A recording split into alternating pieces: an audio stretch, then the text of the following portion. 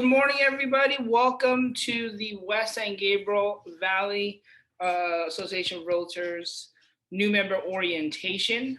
Appreciate you guys all being on the call with us today. It's a pleasure to meet you guys virtually. Normally we would have this session at our association at our lovely facility, but of course, due to COVID, we are still doing this virtually, but I appreciate you guys all being on the call today. Hopefully you guys get something valuable and insightful as you guys start your careers in real estate. My name is Kevin Kwan, and I am going to be going over the first part, which is going to be part one of your membership and ethics with the association. I am a past president. I was a president of our association back in 2016. So hopefully I can give you some insights of, the association, how things work around here. If you guys do have any questions, please feel free to use the chat box. We'll have Angie monitor the chat box for me. So if there are any questions, type it in. If I'm going too fast, let me know as well too. I do love questions. I feel like that is always the best way to learn. And the quicker we learn, the better we can get at our business. And the better we get at our business, the more money that we can make, which is, for the most part, what most people get into this business for. This could be a very rewarding industry if you can do it correctly. So that is one of the purposes that I have here as part of the association, is to get you guys up and running as quickly as possible. All right. I'm going to begin this first part. There is a second part to this. Brian Chen, our 2021 president-elect, is going to go over the second part, which is going to cover the multiple listing service. I think Brian is in the room already as well, too. Brian, you want to say hi if you're there? You might not be here yet. There we go. There's Brian. I'll be happy to share the second part with you. And yes, you guys are lucky to have Kevin Kwan doing the first part. He's a wonderful speaker, and enjoy. Thank you, Brian. But I actually learned majority of my stuff from Brian. Brian's been with our association for many, many, many years, and he's a great leader and role model, and he's going to be a great president for us. All right, let's get the show on the road. Talk a little bit about orientation. So to receive orientation credits, it is very important that you must stay for the entire orientation program, and you will be taking roles periodically throughout the session. So make sure you guys stay on. Attendance will be monitored during the training session, and in order to receive your new member orientation refund, you also must complete at the end of this the NAR Code of Ethics training for the new members. So what you'll do afterwards is you'll visit nar.realtor. You're going to click on education. Then there's going to be the Code of Ethics training. It's going to be for new members. Once you click that, you're going to take the course now, and then literally follow the instructions that are on your screen. So remember, after this, visit nar.realtor, click on education, then Code of Ethics training. Then it's going to have for new members. You want to click that, and then you're going to click on take the course now. All right. All right. So our mission statement. Our mission is to advocate and enhance the interests of realtors, to promote adherence to the Realtor Code of Ethics and professional competency of members, and also to safeguard and preserve private property rights, and always being mindful of cultural backgrounds within communities as well too. We will touch upon a lot of the mission statement. That is our purpose within our industry. One of the cool things as well too is we're in a association that has many different backgrounds and cultures, and we touch upon that with our membership as well too. And we'll discuss a little bit more about what I mean about cultural backgrounds within our communities. But most importantly, it's making sure that we abide by the Realtor Code of Ethics. That is one of the biggest difference between us and a real estate licensee, and we'll touch upon all of these points within this presentation as well too. All right, couple of, I would like to call them basic housekeeping items for you guys. Um, Follow us on all social media channels. You'll be able to get information, updates of what we're doing at the association as well too. First and foremost, we have our website, wsgvar.com. This is going to be the portal that you'll use to log in to use the MLS if you haven't done so yet. There's information, there's calendars in there for all the events that we have, all the trainings that we do as well too. We have social media pages on Instagram. So if you type in the WSGVR, you'll be able to see our Instagram handle, hit the follow button so you can see things that come up when we post them. And then same thing as well too, head over to Facebook, wsgv.realtors. You'll be able to get up-to-date information on the things that are going on at the association as well.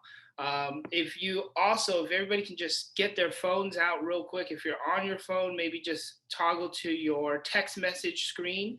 If you just hit in the numbers section, 72727, and then in the text box, type in WSGVR. You'll automatically get subscribed to our text message system.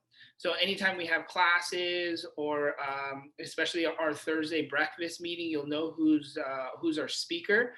You'll get a text reminder of what's going on at our association as well too. So you get up-to-date information. And then lastly, we do have a YouTube channel as well too, WSGVR TV. We do record a lot of our events, and then plus our Thursday breakfast meetings are recorded as well too, so you'll be able to look at the full library. So if you're unable to attend, or if you missed something that we had and you really wanted to watch it, head over to our YouTube channel. You'll be able to check out the library of resources that are available at your fingertips. And then for those that like Twitter, you want to use the Twitter handle that we have is WSGVR. You'll be able to subscribe to our Twitter channel as well too. All right, I'm gonna leave that up for just a couple more seconds. So if you guys have anything pertinent that you guys really want to follow, make sure you jot that down real quick. All right. Moving on, West San Gabriel Valley Realtors. If you guys don't know where we're located at, because I know we've been doing a lot of stuff virtually, we're located at 1039 East Valley Boulevard. We are upstairs, so if you come into the plaza, make your way towards the back. There's a set of escalators that go to the second floor. Hang a right off of the escalators, and then we'll be right there on your left-hand side. That is the main entrance. Our hours of operation are Monday, Tuesday, Wednesday, Friday, 9 a.m. to 5 p.m. And then on Thursdays, we do open up a little bit earlier at 8 a.m. and we close at 5 p.m. is because we have our breakfast meetings on Thursdays once we're able to resume them actually at our facilities again. Currently, the office is closed, but we're still servicing members online via email or over the phone, and you can also schedule for an appointment as well too. If you need to make an appointment, just call the number up at the top of the screen. You guys might want to jot that down, save that into your phone book. Our phone number is 626-288-6212. Make sure you have that on your speed dial, just in case if you need to access that quickly, but it's always good to have that phone number in your phone book. All right. And then also at our association, when you guys are able to come to our office and facility, we have real estate service center and store. So if you want to buy, like open house signs, or you need anything in regards to your business, we have that. And then we have a large auditorium where we hold a lot of our classes and trainings, and then also a conference room as well too for our members. Up here, you're going to see our 2021 Board of Directors. I will go through the top. Mindy Ye, so if you see her around, she is our current president. If we make our way down off of that, Brian Chen, who's going to be discussing part 2 of this orientation.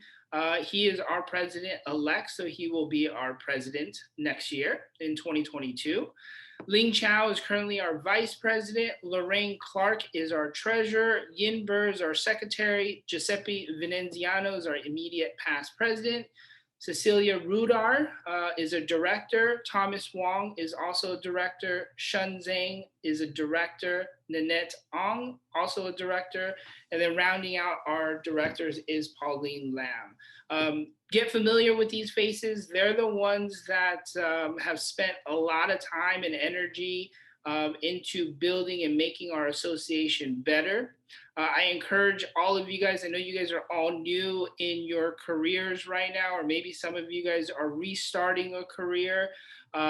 Get involved with the association. It's going to help you learn much quicker with how our industry works, because the better you know how things work, the better you can relay that information and work with your clients as well too. There's a vast amount of information that runs through our local association, our state association, and national association as well too, and we'll touch upon those. But these are the movers and shakers of our industry. These are the people that have dedicated and volunteered many hours of their personal time to make our association better for our members who comprise of the people in here in this meeting, as well as other members all across our association as well too. So get familiar with these ladies and gentlemen, because they're very important to our association, and we can't thank them enough for spending and volunteering their time to make our association better. And then, of course, we can't thank our staff enough, because without them, none of this would actually all be possible. Get to know, very familiar, you'll see Albert Tran running through the halls all the time at all of our trainings and everything that we host, our Thursday breakfast meeting. He's our executive officer. He's the one basically in command and holding the, I like to say, fort down for the association and making sure everything runs properly. We have Angie Morales, who is on this call, who's monitoring the chat box. She was the one that I was speaking with earlier when we first started. She's our operations manager. We have Karen Snow, who's our association accountant. We have Belinda Barrios, who's our communications and events manager. We have Susan Krogstad, who's also our member support coordinator.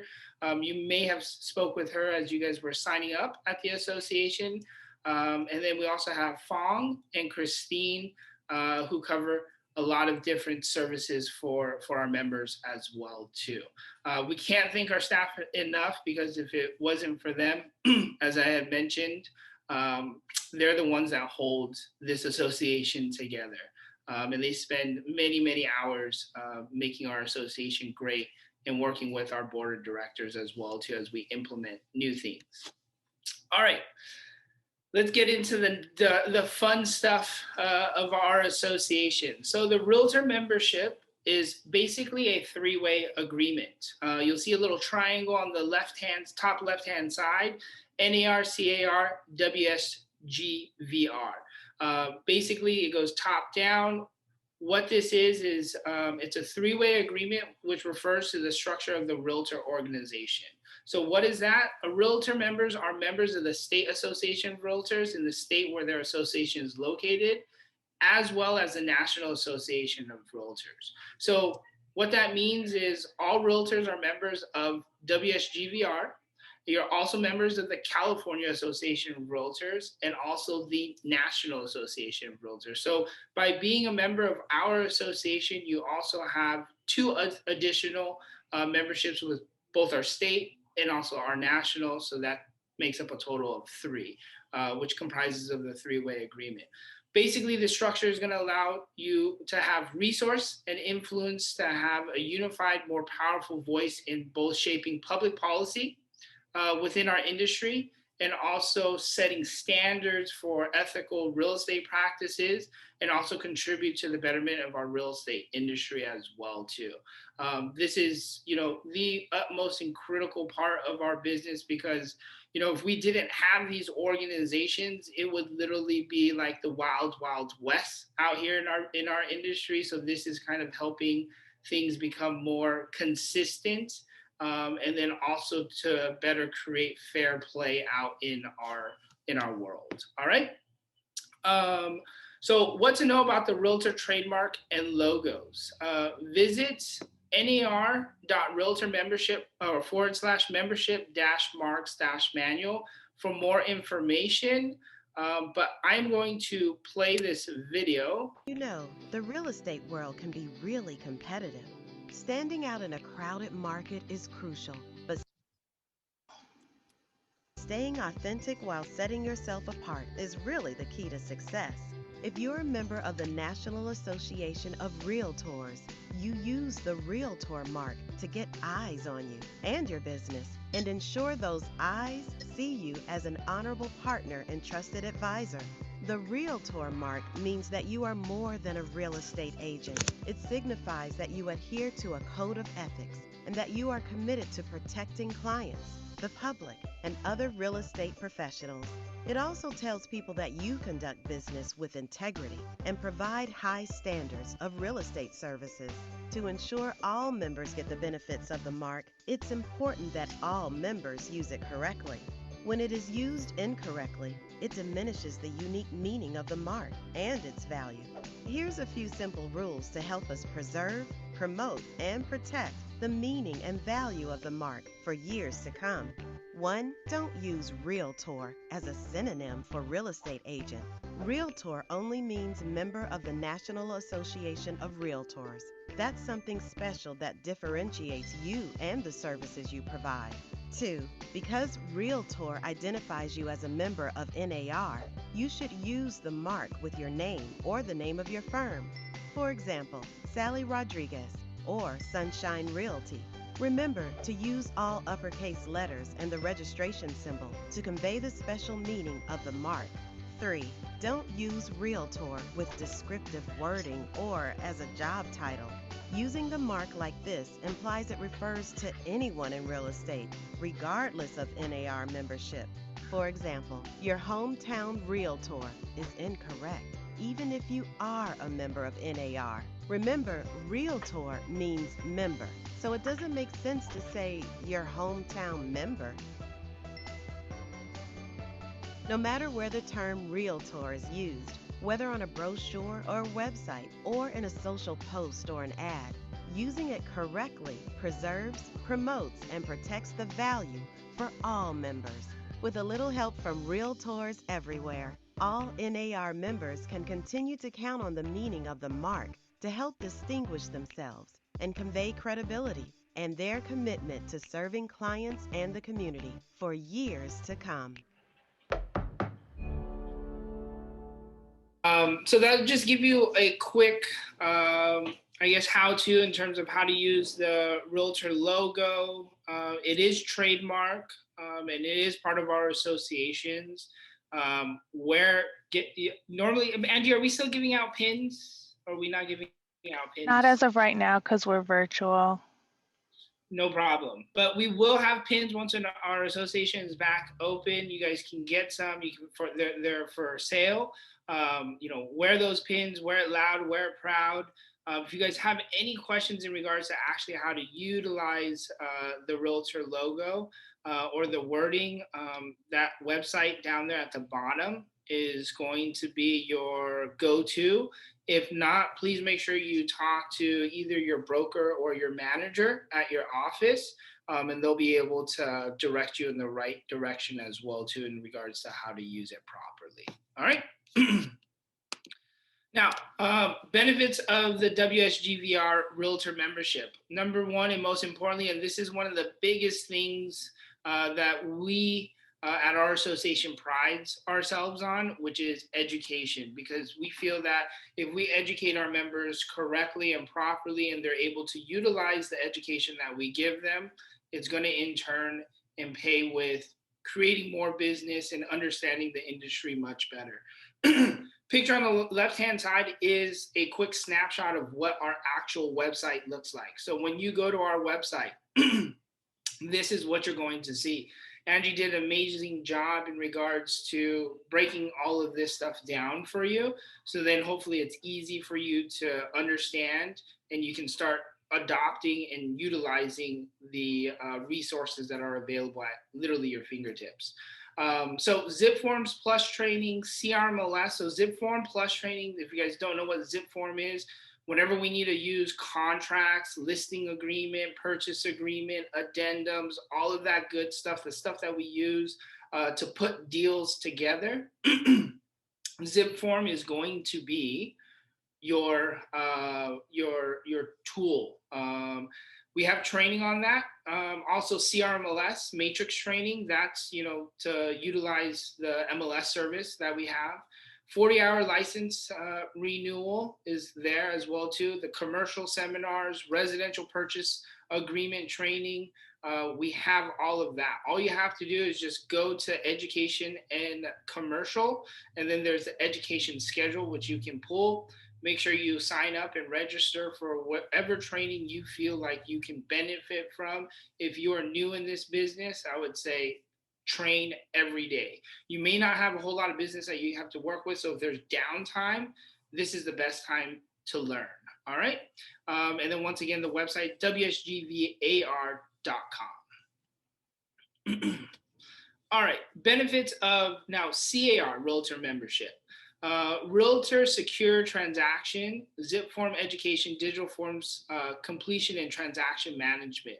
So there is a tool. So once you log into zipForms, there is a thing called Form Advisors, which is basically an online software program that recommends all the CAR standard forms for you for the transaction that you're involved in. So how do you access that, right? So especially if you're fairly new in the business, you may not know all the forms that you may need. Maybe sometimes you can't get a hold of your broker or your manager and you want to do something within a transaction. Here's a really good tool for you all. Once you log into zipForms, you can access the plus, well, it has to be zipForm Plus, which is the online platform.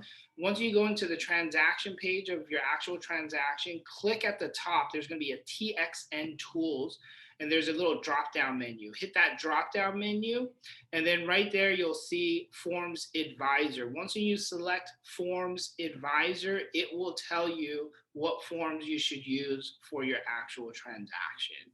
So it's a really good tool. Really good tip, especially if you don't know which forms you may need. The other thing is all of you, since you guys are members of CAR now, you get a free profile page. Basically what this page is part of a public find a realtor search engine, and it allows consumers to basically find you or other fellow real estate agents, if you're looking for maybe referrals or anything like that, because remember, we are stuck in a geographical location. You are licensed in the state of California. You can technically do business up and down the state. I would recommend stay as local as possible, because once you start going outside of different areas, they might have certain rules, restrictions, things that we don't know about and you don't want to miss.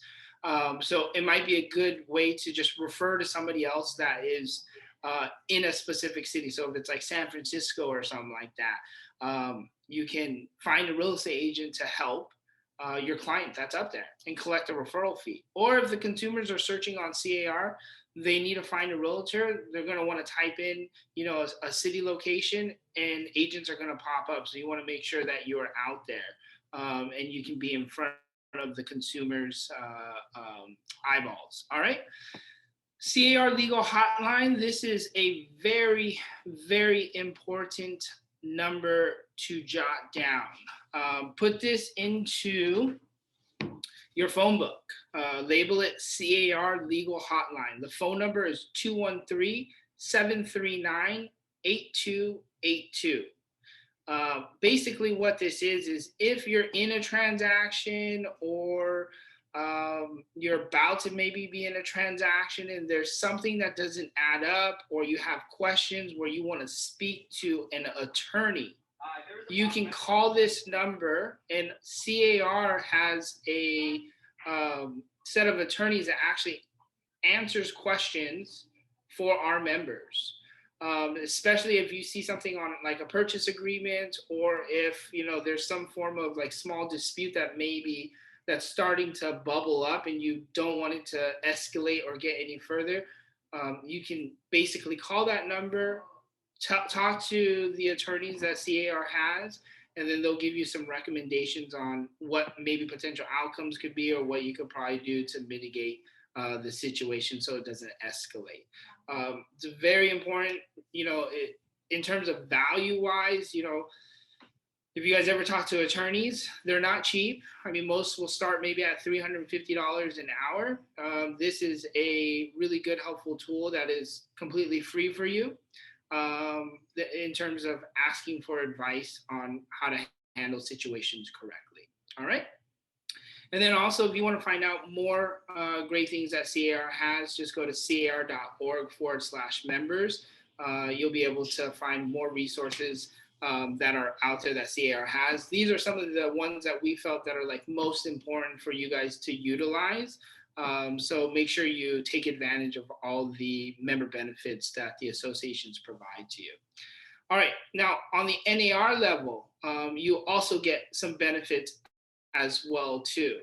Remember, we are independent contractors, so unlike working for maybe a corporation or something like that, where companies provide benefits like health insurance, eye, vision, dental, we have to pay for that on our own because we're independent contractors. So one of the things that you can do is you can get a group plan, which is fairly a little bit cheaper. Instead of getting like a policy on your own, you can go onto NAR and look up the realtor's insurance plan. Sometimes we have to mail documents or something like that. FedEx, we can get some discounts off of that. If you want to purchase E&O insurance, so usually your office has E&O insurance, but agents can purchase an additional policy as well too. There's Victor, errors and omissions, which you can look into as well too. And then there's a couple of technology platforms that provide discounts. So like Dell, we all need computers, because that's pretty much the way the world works these days. Lenovo is another great brand as well too. We live and die, I say, by our cell phones. So T-Mobile is a great phone service carrier. We get some discounts because we're part of such a large organization. So NAR has basically partnered up with a lot of these additional companies that can better help and provide better service for our business. So these are, like I said, just a couple. If you want to find out more, go to nar.realtor/realtor benefits program, and you're going to see a bunch of the other benefits that are available to you all. So make sure you guys take a look at that, because if you guys like to save money, there's some opportunities for you right there. All right. All right. Member networking. This is one of the coolest part of our business. And this is what I learned the hard way, I would probably say. We are in a business that is where we have to be very sociable. If we don't become sociable, it's going to be very tough for us to get business. And people like to do business with people that they can get along with. And this is a very good stepping stone, because I like to say this is our family. These are our peers, and we all help each other, which is one of the crazy, I would say, things about our business. We are friends, but we are also competitors at the same time. But that's the uniqueness about our industry, which I love. But this platform right here, which I'm going to discuss, helps us become much more sociable. I personally, when I first started in this business, I was not a sociable person. If you put me into a party, I was that fly on the wall. I was the person in the corner that just kind of stuck to myself, and I didn't want to really talk or interact with people. But what I've learned over the years is when I was doing that, guess what? I didn't meet new people. I didn't talk to new people. I didn't also get any business. But when I started to become more sociable, I started to talk to a lot more people. I started to interact with people, and I was able to get a lot more business. So the quicker you can identify that, the better it's going to be for your business. How you can practice and get better at this is, this is your first introduction. Once we're able to actually open up the association again, we're going to have all of these great events for you guys to come and join and have fun and interact and network.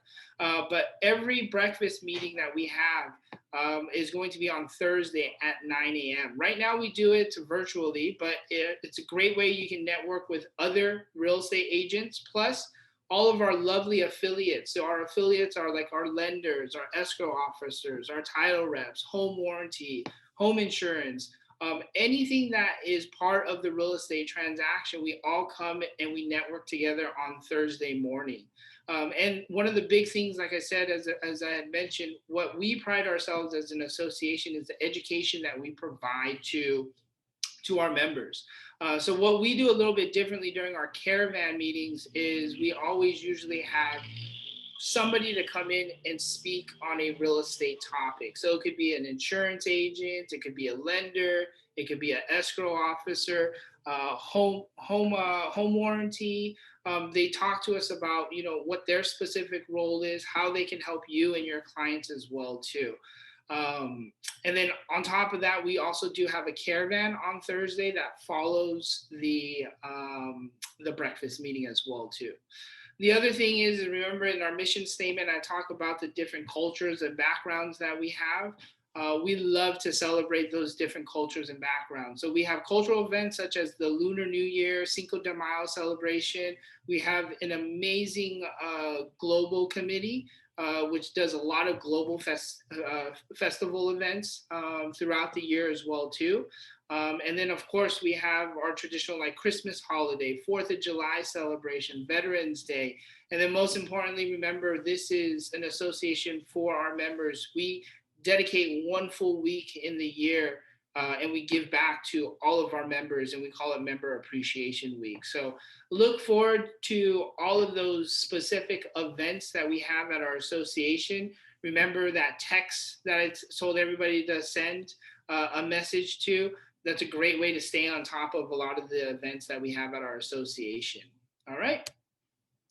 Some member services. This is if you see in the background, there's like all these signs, right? When you actually get to come into our association, or if you want to make an appointment and you want to and you need some of these like tools or products for your business, we have a store for you guys, and you guys can get some good rates on some of these products. But some of the member services that we see, this is our actual store that we have. So when you first walk in the main door to the right-hand side, this is going to be our our store. We have sign writers, if you need flags, flyer holders, shoe covers, educational real estate books. We have the gifts, the pins that I was talking about, the realtor pins. It's all in there for you. You guys are members, so you get member discounted pricing on there compared to, let's say, if somebody just randomly walked in from the street and wanted to purchase these signs or other products. The other thing that we do have as well too is we have printing services for all of our members. It can be as low as 6 cents per page for black and white, or 30 cents for color. We do have a minimum, so 101 plus copies. All you have to do is, so if you have a flyer, if you have something that you want to print, if your office charges you for printing and it's more expensive, look and compare the rates. Our rates are relatively very low compared to if you were to go to like a Kinko's or a FedEx or something like that to print. Just email membership@wsgvar.com with what you need printed, how many numbers or quantities you need, and when you want to pick it up. And then we'll have that ready for you. So once you come in, you can pay for it, and then you're on your way. All right. And then currently, like as we mentioned, our office is closed, but we do have an online store, and you can pick up everything at the association once you order it.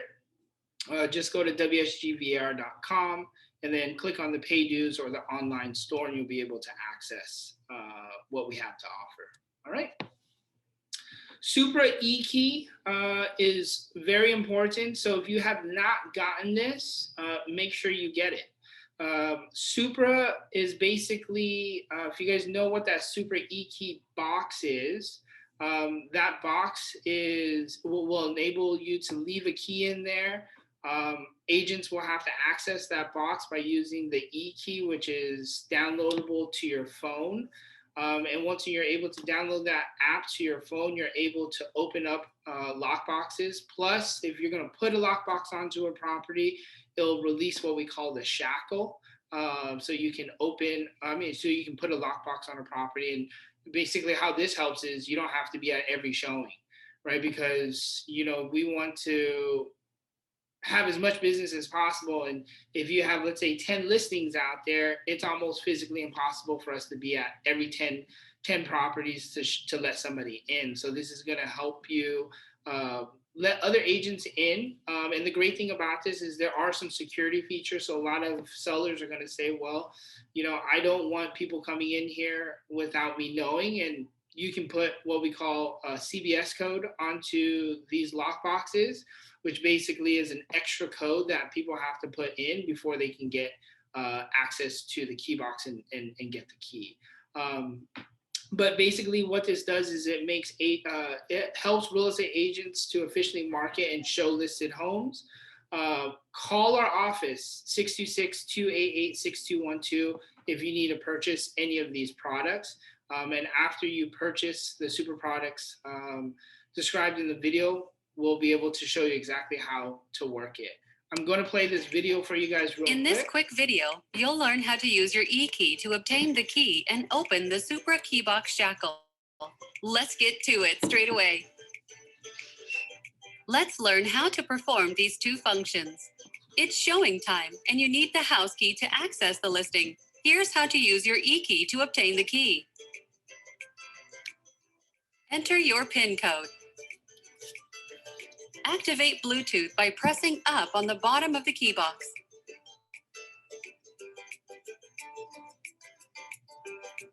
When you see success, push up on the key container to release it and obtain the house key. Next, you have a listing. Let's release the shackle and assign the key box to a listing. Select Open Shackle. Enter the shackle code for the key box. Select the reason you are releasing the shackle. Tap Done. Tap Save. Tap Begin. Activate Bluetooth by pressing up on the bottom of the key box. When you see Compress the shackle to the key box in the app, press down on the shackle to release it and place the key box on the listing. Important: if you're adding a new listing, enter the house number or MLS number to assign the key box to the listing. This ensured that your showing reports and notifications are more detailed.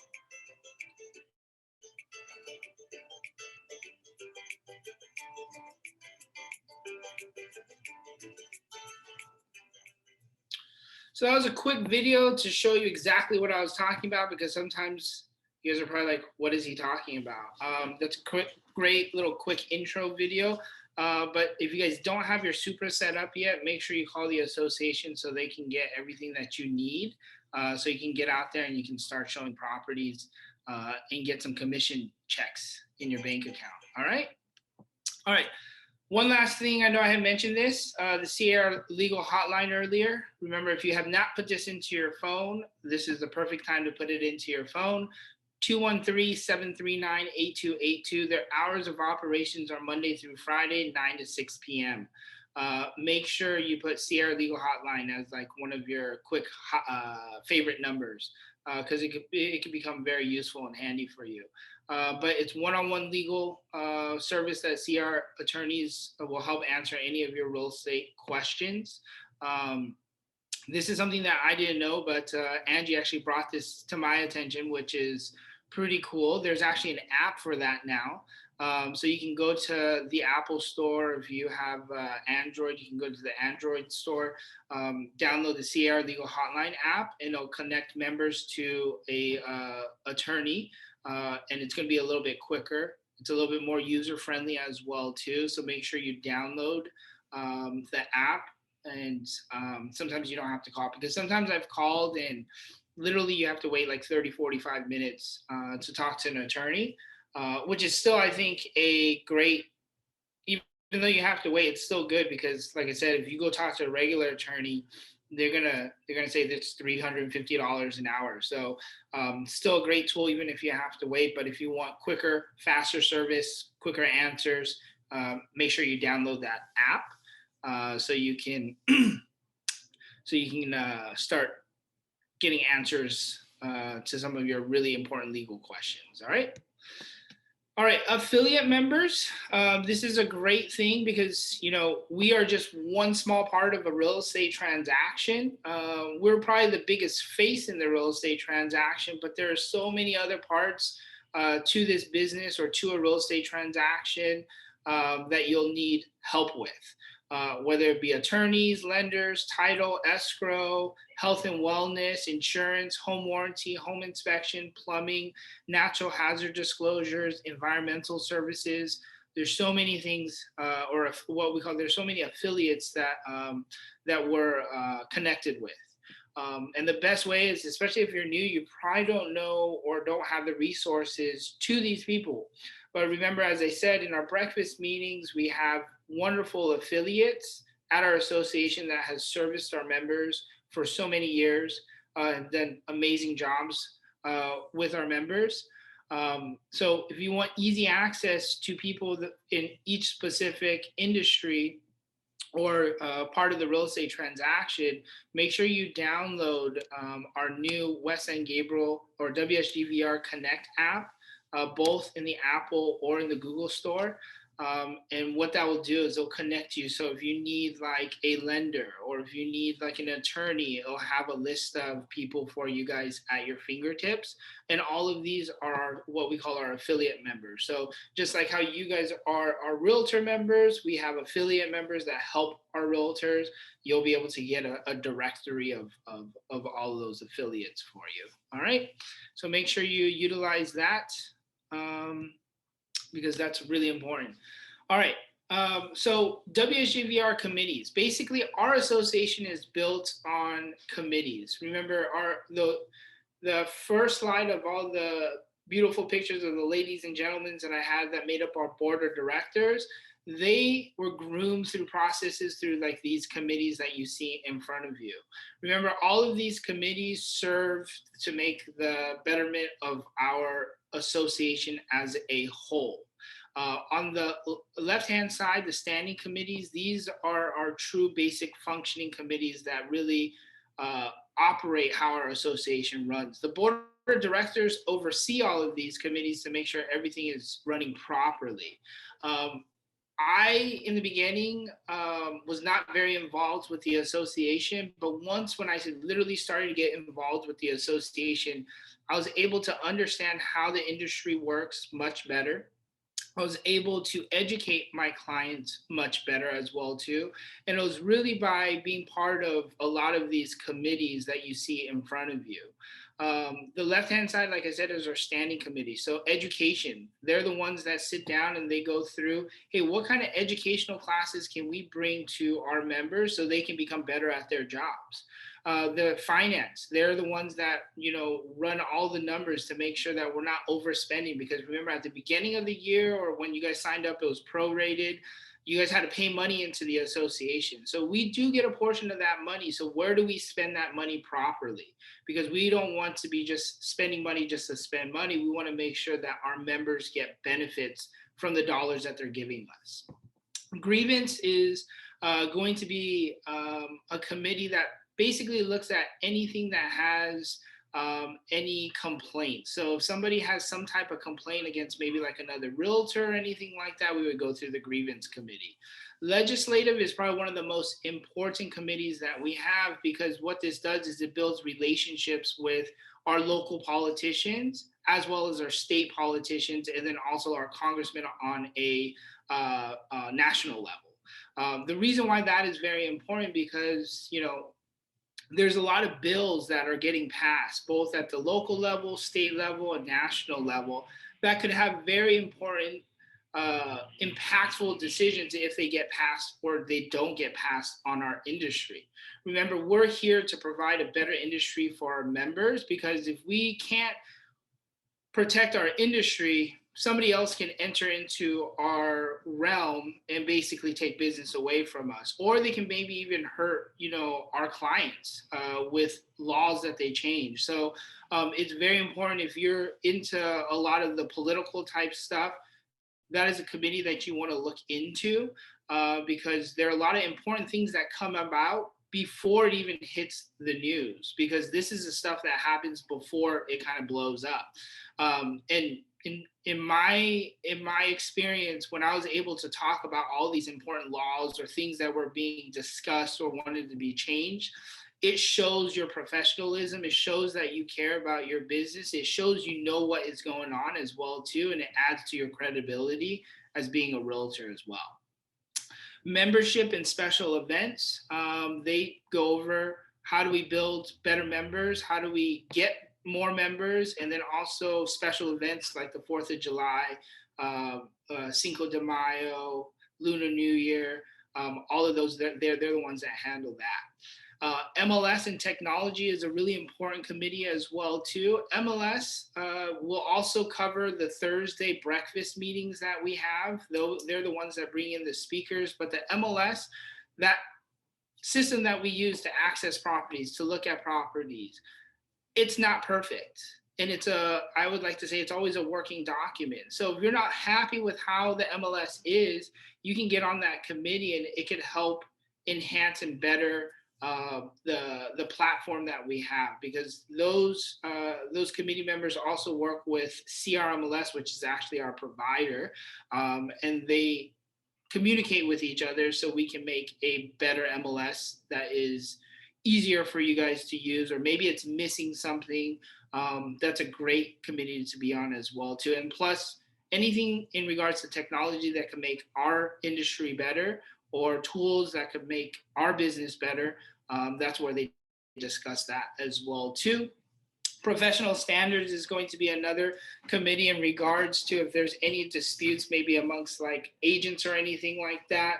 Pro standards is going to discuss those. And then strategic planning, we have a committee that basically looks at, where do we want to go? Same thing with your guys' business. If you guys don't have a business plan, make sure you start to think about one, put it on a piece of paper. Where do you want to be this year, 3 years, 5 years, 10 years down the road? Same way with our association, we don't want to be stagnant, right? Because we want to continually improve on how we can be better as an association. That strategic planning committee is going to look at, okay, how do we become better? What is it that we want to do? Where do we see ourselves in the future? And how do we move towards that? And then, of course, on the other side, we have a couple of special committees, affiliates. That's just going to comprise of all the affiliates that we have. We operate by bylaws and rules and regulations, just like any corporation does. But we want to make sure that we abide by all of those, or if we need to make changes to our bylaws and rules and regulation, we update those books. Global Business Council, we have one of the best global business councils in all of the nation. If we're at the association, I point at our trophy case that we have. They've done some amazing things, won many, many awards for our association, and were basically recognized as one of the top associations for this all across the nation. Orientation, that's basically this committee here. We sit here on how we can better improve and educate our new members as they get onboarded, because I know there's so many things that go on when you first start your business. We want to make a smooth transition for you all as you guys get into this new role. Premises, they just go over our facilities to make sure if there's anything that needs to be improved upon or we need to work on as well too to make it better. We have Sergeant of Arm, which basically controls the breakfast meeting on Thursdays. And then we have Young Professional Network, which is one of the committees that is probably that I hold true to my heart, because this is really where I got my start with the association, is a Young Professional Network. which we brought on many years ago. But basically what we're trying to do is really get a lot of the younger professionals, the newer professionals, the young at heart. It's not restricted by age or anything like that, but we want to get the agents more involved. So it's a lot of networking events that they put together. It's a great committee where you can interact and learn from a lot of the peers in our business. So if there's anything that you guys see that you find might be interesting to you, make sure you call the association. Say, hey, I want to get on a committee. I want to get involved. And like I said, speaking from experience, when I started to get involved, and I've literally been on every committee that you have seen or that you see on this slide here, it has helped my business tremendously in regards to being able to learn and grow my business as well too. And plus the people that you meet over the years, it's crazy. I knew nobody in this business, and then I've created a lot of long-term friendships over the year just by being involved at the association as well too. All right. Professional development. All right. Education, if you haven't noticed, is one of the things that I say you guys got to hone in on. NAR offers a lot of what we call these designations. So all of these, I'm not going to go through each one individually, but there's a lot of classes that NAR provides where these are also paid courses that you have to pay for in order to be able to, one, do the training and the education, go through the class before you can become certified. But these are all the different type of designations that you can get to help better your business. And once you pass the course, you'll be able to get the designation, and you can also put that onto your business cards as well too. But they're like specific niche markets within our industries that you're able to better educate yourself on and become a better professional as well too. All right. There's a long list of different type of designations that you can have within our business.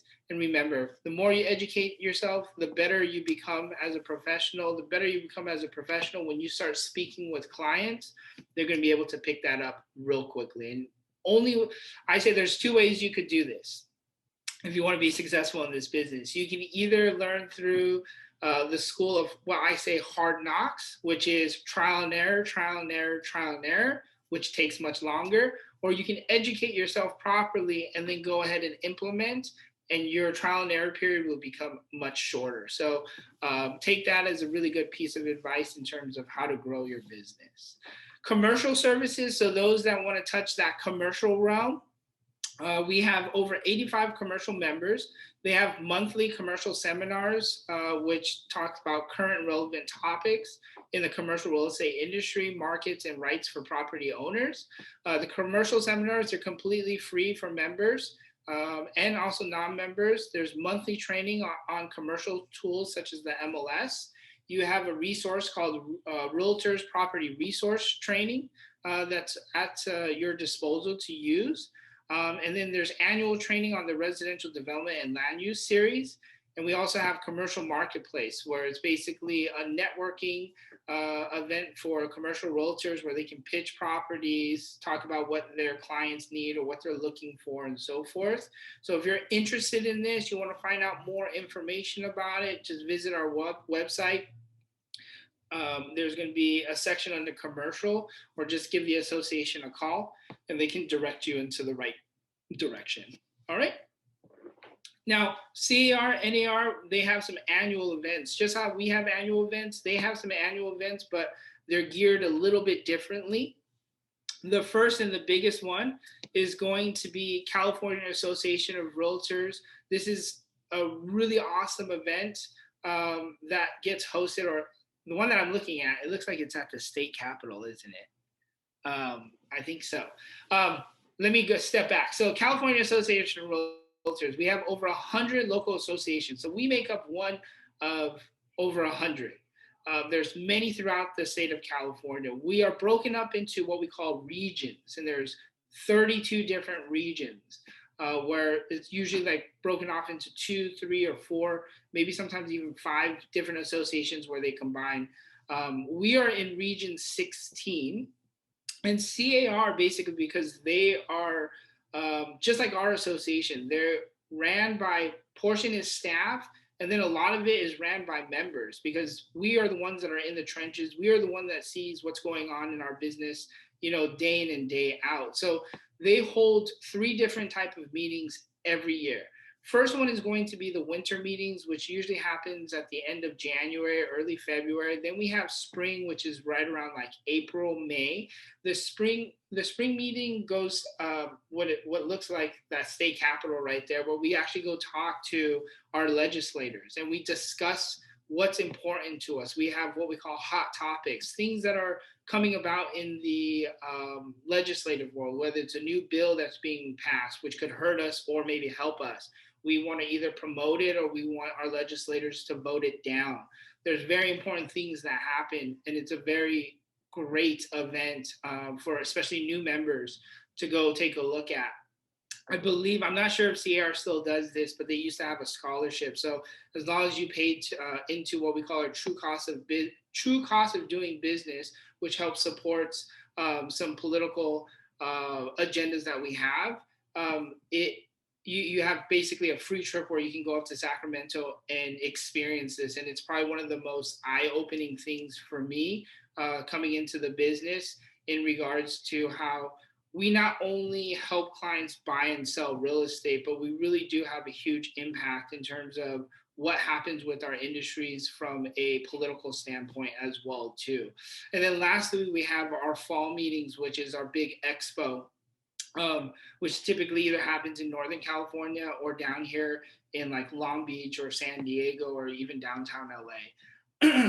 So look out for that information. You should get updates via email as well too, once when those things come about. But if you want more information, you can call CAR's customer service number or just visit car.org, and you'll be able to find out those events. Same thing with the National Association of Realtors. They only have 2 meetings though instead of 3. Just like how we go to Sacramento each year, NAR will go over to Washington, D.C.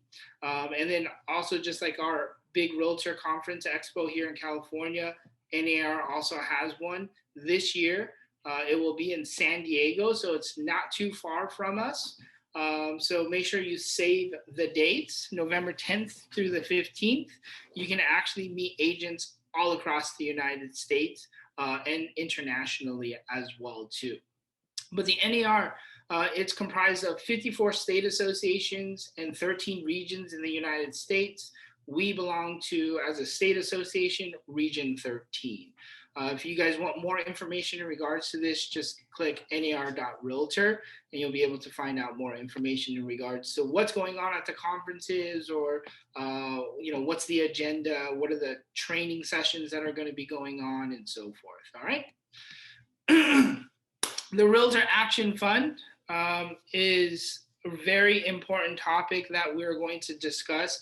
Basically, it's fighting for our profession. So if you believe in our profession, you want this as a long-term career, this is something that's going to be very important to all of you, especially if you want our business to continue to thrive and grow. So what is a Realtor Action Fund? Basically, it's a vital service for you and your business. Why do we say this is vital to you and your business? Because what you're going to be contributing as a realtor to the Realtor Action Fund is you're going to help protect private property rights through CAR's lobbying efforts and local issues and candidates campaigns. So what does that kind of really even mean, right? So by contributing to the Realtor Action Fund, basically they've stopped many important things. Point of sale mandate that can cost homeowners thousands of dollars, reducing their equity or maybe even preventing a sale to go through. Here's something crazy. If you guys don't know what a point of sale mandate, I'm literally going through a transaction right now. El Monte is one of those cities that has a point of sale mandate. My client bought a property, and when they bought the property, City of El Monte did their city inspection, said everything was perfectly okay. When my client bought the property, they didn't do anything to the property since they purchased it because it was completely remodeled. There's this patio deck in the back. There's a storage shed in the back as well too. I asked my client, hey, did you get a city certificate of occupancy when you bought the property? They said yes. They showed it to me. It showed it was clean. I was like, okay, we don't have anything to worry about. Go through the process, get the city to come out because they're selling their property now, and all of a sudden the city says, hey, you have all of these violations on the property. Patio was done without permits. There's a storage shed that's too close to the property line. All of these little things that came up. It was the same inspector that inspected it like 4 years ago when they bought it that said there was nothing wrong with it. All of a sudden, there's like 6 things that are wrong with the property. This is what I'm talking about. It's saving thousands of dollars from homeowners because now my client had to take the shed out. They had to remove the unpermitted patio, but they didn't know I didn't help them when they bought the property, but the city inspection said it was fine. So this has created a huge, I would say, hurdle in the transaction. It's cost the sellers money as well too. And we've been able to fight a lot of cities to take this off the table. So some of the cities around here, El Monte is going to have a city inspection. Pasadena is going to have a city inspection. Azusa has a city inspection. You have to pay a fee for the city inspector to come out. There's things that they miss all the time. And sometimes it just creates a huge nuisance in regards to the transaction. That delay has basically delayed us almost 2 weeks now from closing our transaction, which is just creating another snowball effect. So things like that we're able to eliminate. Direct taxing of realtor commissions and other services related to the transaction. So there was a law that they were trying to pass, which basically passed taxes to anything that was related, because we're in a service industry, and they wanted to tax the consumer. So like escrow, it's a fee that you pay. Let's say it's $1,000. They wanted to put a tax on top of that. So just like same thing as if you were to go to the supermarket or you went to the store to buy a product, you pay the price plus whatever the tax is.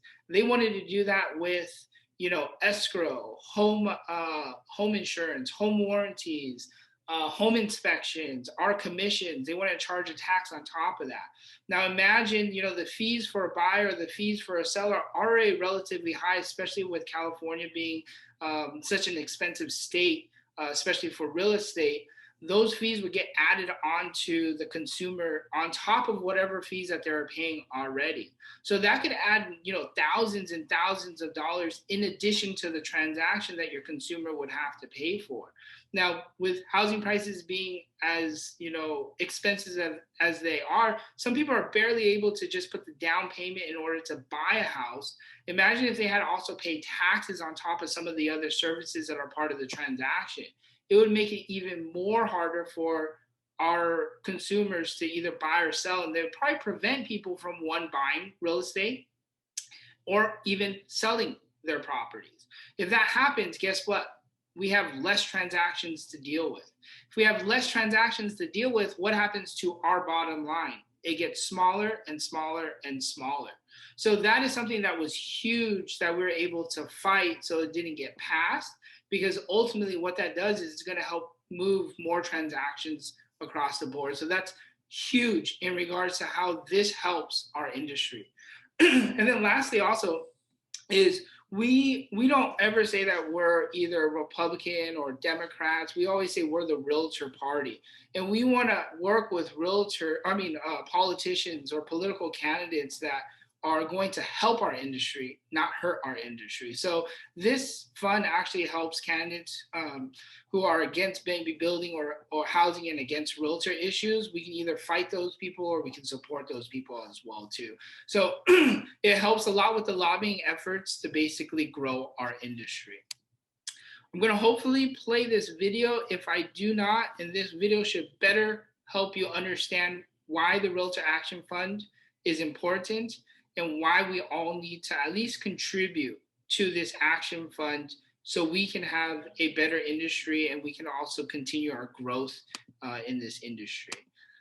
Angie, it looks like I'm unable to play this one as well too. Do you have it ready? Hopefully. Yes, I do.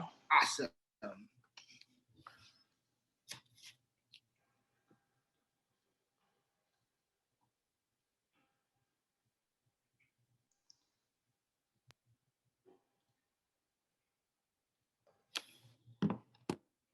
Today, somewhere in America, a young family will set out to buy a home. A growing family will decide it's time for more space. Somewhere, an entrepreneur will be ready to bring her big idea to the world. And one of the first things all of these people will do is call you. Every day, realtors help families get a step closer to their dreams. But realtors need a strong team looking out for them. And that's where Realtor Action Fund comes in. We're your voice. We work to promote and protect the real estate industry. And we support candidates who share your values. In state capitals across the nation, realtors are working with elected officials to ensure that qualified families can realize the American dream of home ownership. We're even taking on Washington. Both parties support tax reform. That means items like the mortgage interest deduction are under increased scrutiny, and we must fight to protect them. But we can't do any of this without you. Learn more about how you can get involved and contribute to Realtor Action Fund. With your help, we can fight for the priorities that matter to all of us.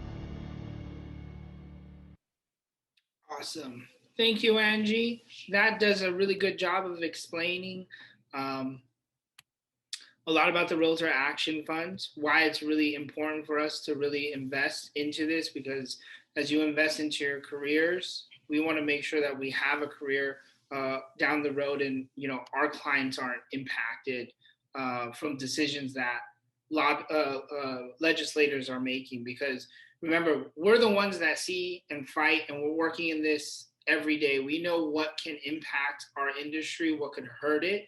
A lot of the times legislators, they just get information that's passed over to them. So we want to make sure that they really understand what we're going through and how some of the decisions that they make could have huge implications, not only to the society, but to our industry as well too, because those laws that they change or what they're trying to do could impact a lot of people, and we don't want that to happen as well. So, all right.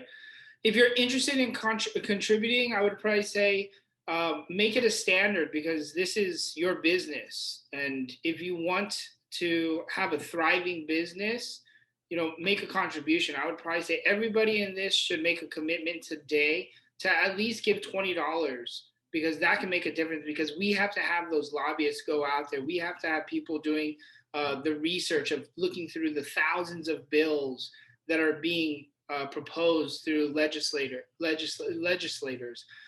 We need to make sure that they know what they are going to be signing and what the impacts those could have, whether it's good or bad, right? So today, after this class is over, go to our website, click on the Contribute Now under the Advocacy and Legal tab. Or best way, that phone number, 626-288-6212 that you saved into your phone, give them a call and say, hey, they were talking about the Realtor Action Fund today in the new member orientation. I want to put $20 because I care about my industry and I want to make it better and I want to be here for the long term. It's going to make a huge difference in regards to our business. Remember, I don't get to touch any of that money, but remember, if I want to continue to thrive in this business, I need to make sure it thrives. It's almost like if you guys have a retirement fund, you keep putting money into your retirement fund so it grows later on into the future. This is almost the same way. They're doing the work for us, right? They're the back end people, but they don't do it for free because there's manpower that comes behind that. And we want to make sure that whatever the decision that the politicians are making or the legislators are making, they're making the right one for our industry. And remember, they're not the ones buying and selling real estate. They're not the ones talking to our consumers. We are. So they need to hear from us and what's important to us as well, too. All right. Now, one of the last topics that we'll have is realtor safety.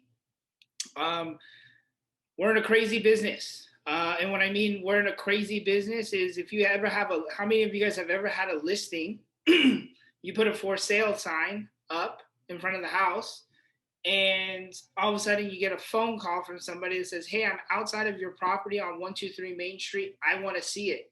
What's the first thing that most agents will do is, oh, when do you want to see it? Let me head over there right now. I'll come open up the door. You just had a complete stranger that just called you off of a for sale sign. You have no idea who they are, right?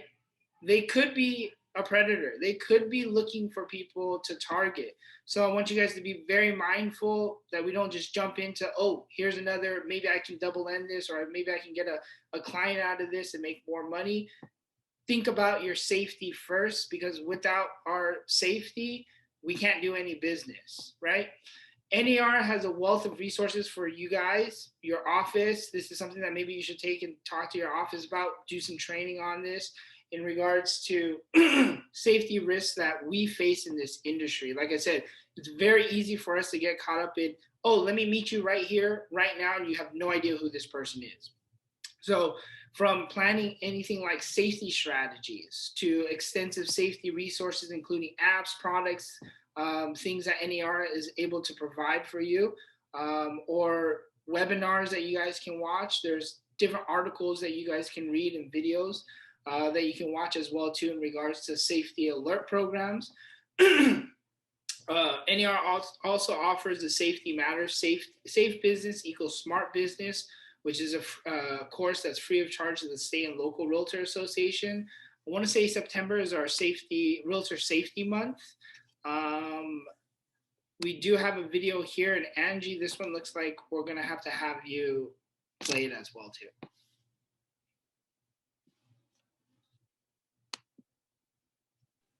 Okay, going to play it now.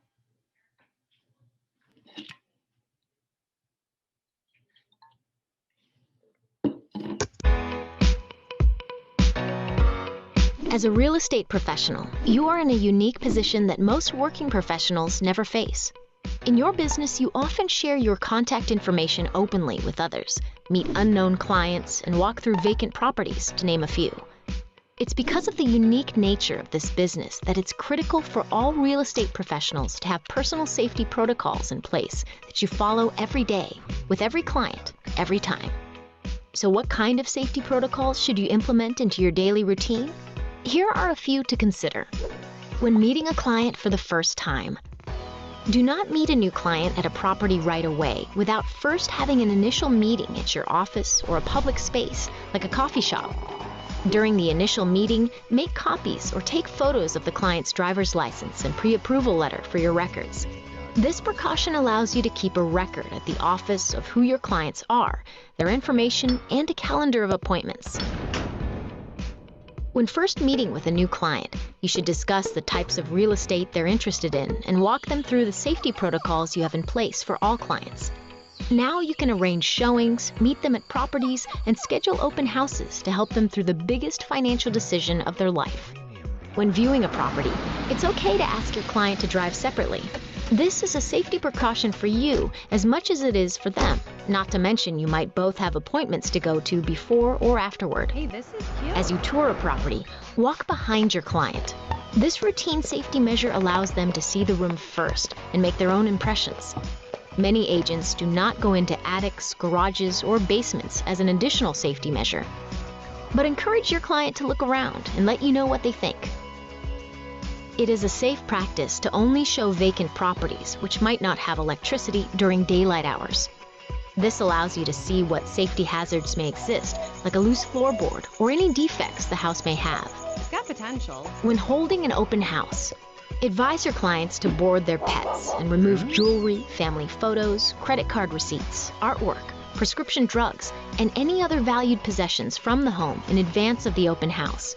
This is just one way to look out for your client and to keep their property and belongings secure.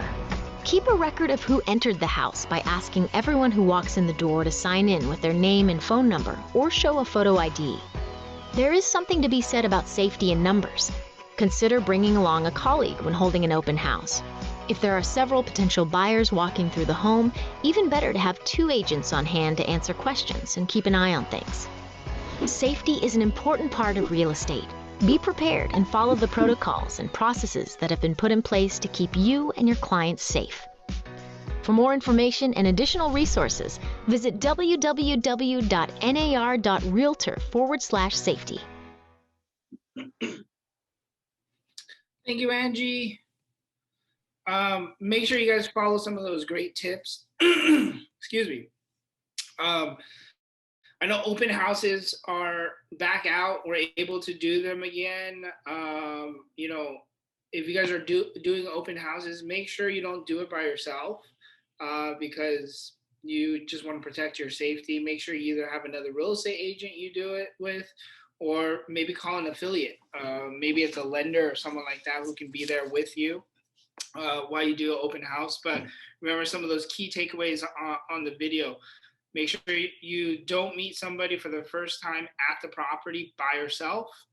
If worst case, you do, make sure you notify somebody that, hey, I'm going to go take a look at this property, or I'm going to show this property with somebody, never met them before. Check on me within like a couple minutes just to make sure everything is okay. Always meet first in a public place if you can get their driver license pre-approval, so at least you have documentation. Because you just don't know if there's any predators out there. Remember, it is conceived. You can tell whenever you talk to any consumer, oh, you're in real estate, their usual first reaction is going to be like, oh, you guys are rich, right? So we don't want that to happen where, you know, any of our realtor members are in harm's way. So make sure you guys stay safe out there because we're in a crazy business. All right. The code of ethics. Angie, is this a video as well too, right?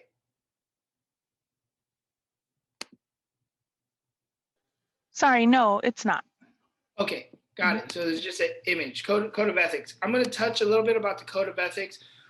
This is really what sets us apart as realtors compared to a real estate licensee. This is how we create standards within our business, conformity, and we make sure that everybody plays by the rules. This is very important because if you violate any of these things, you are in jeopardy of losing your membership. So I want to make sure you guys get started the right way. You guys have a long career in this business and you guys have a successful business as well too.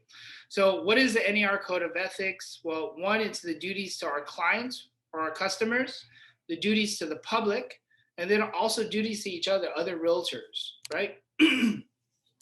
New standard of practice 10-5. So on November 13th, the NAR Board of Directors voted to make some important, really significant changes to our professional standards policy. The changes went into effect immediately upon enactment by the board. Specifically, NAR voted to do the following.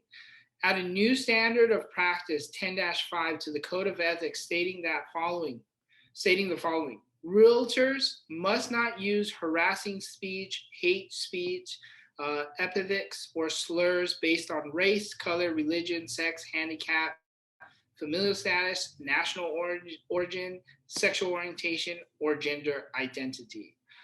It was revised a professional standard policy statement to expand the applicability of the Code of Ethics to all of the realtors' activities, not just real estate related activities in transactions involving realtors. So what does that mean? Be careful with the words that we say because they can and they will harm you. If you just take this out of your vocabulary, we'll be all in a better place and in a better world.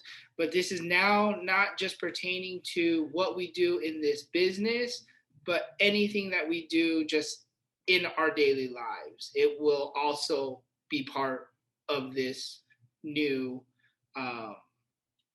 policy, standard of practice, I'm sorry. Remember that we're living in a digital world these days where cameras and things are getting recorded very easily. So, you know, let's just take this out of our world and we'll be in a much better place. It's as simple as that. Articles 1 through 9, though, duties to clients and our customers. One, we have fiduciary duties, which is our agency where we put our client first, right? Disclosure issues, there's no exaggeration, no misrepresentation, and most importantly, no concealment.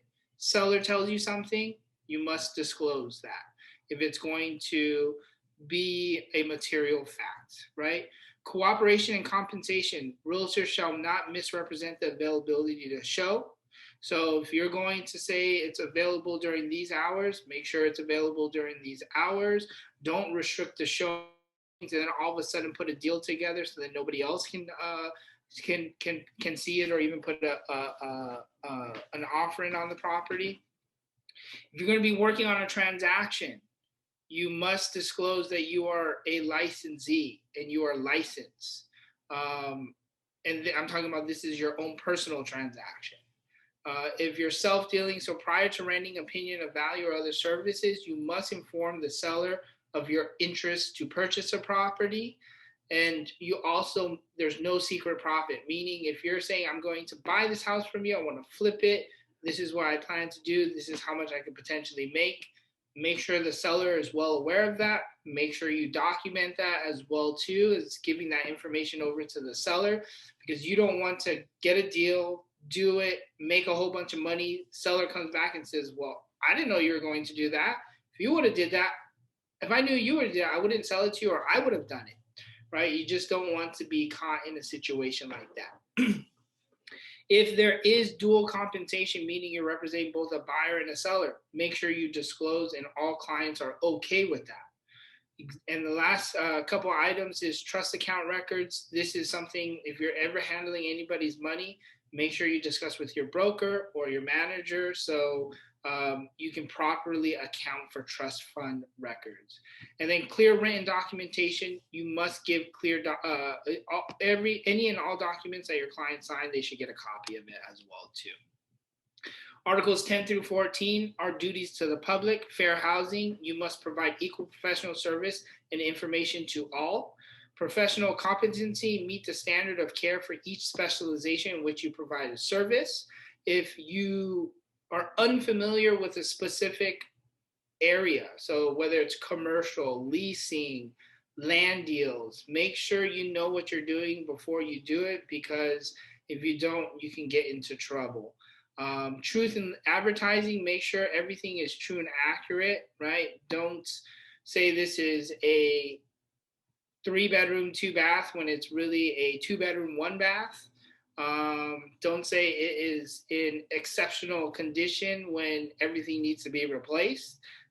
Just speak the truth. Whatever it is, it is. Disclose everything and you won't get into trouble. No unauthorized practice of law, just don't do it. Remember, if there becomes anything that is like legal in any way, shape, or form, we are not attorneys. That's where you have the legal hotline so they can better direct you on what to do with the client, or maybe advise them to go to speak with an attorney or something like that. We don't want to get caught in a situation where you're practicing law when we don't have a license to do it. Unless you are an attorney and you do have you're part of the bar association, then yes, I guess you can do that. And then duty to cooperate with professional standards. Articles 15 through 17 are going to be the duties to other realtors. So we cannot disparage our competitors by making false or misleading statements, right? You can't say agent X is a horrible agent because X, Y, and Z. And then interference of agency-client relationship of another realtor. So if another agent is working with a client, just don't get involved with it. You don't want to disrupt that agency if they've signed paperwork or anything like that. And then, of course, our duty to arbitrate any type of commission disputes as well, too. Basically, what that means is if there's any commission disputes out there, you can bring it to the associations to dispute it, and they will handle what is best fit. That covers my portion. Do we have any questions in the chat box, Angie?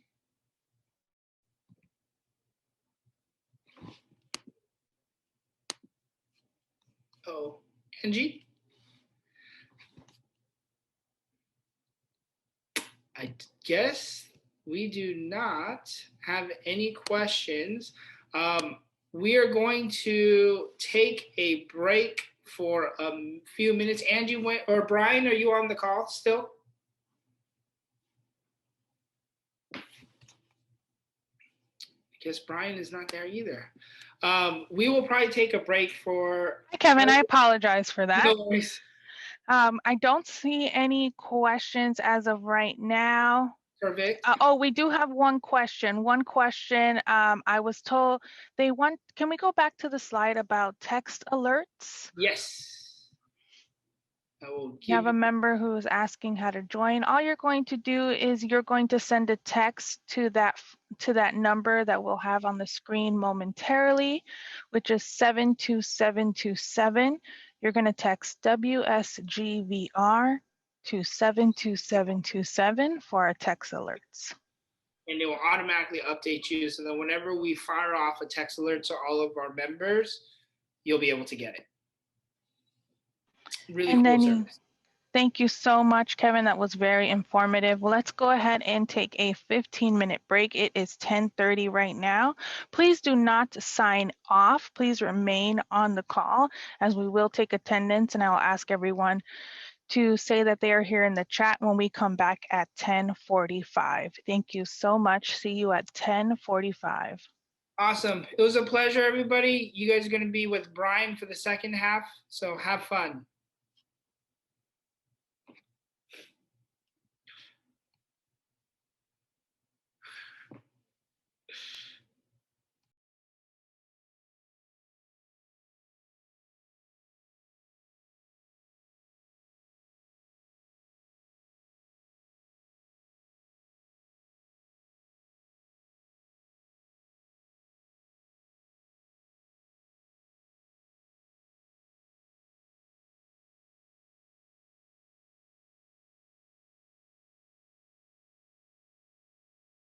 Well, it is 10:45 now. Good morning, Wes and Gabriel.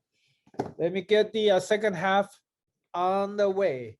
My name is Brian Chen, and I'll be spending the next 2 hours with you. Actually, I'm trying to get you out by 12:30.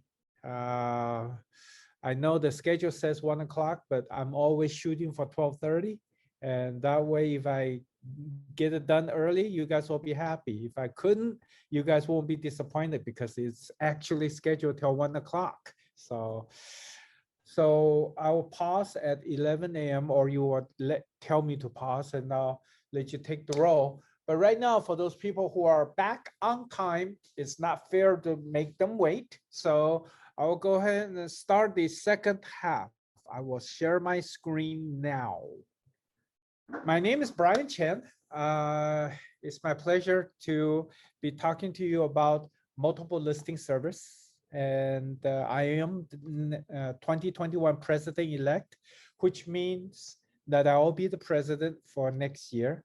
I was the president once before in the year 2000, so it would have been 22 years ago. And you guys are at an exciting time because in 2022, we're celebrating our 100th year, okay, since formation. So we will have our centennial celebration next year. And this year's installation in December is going to be our centennial installation celebration. So plan to come, plan to attend, and plan to purchase your tickets early. Okay, so be on the lookout for the association announcements.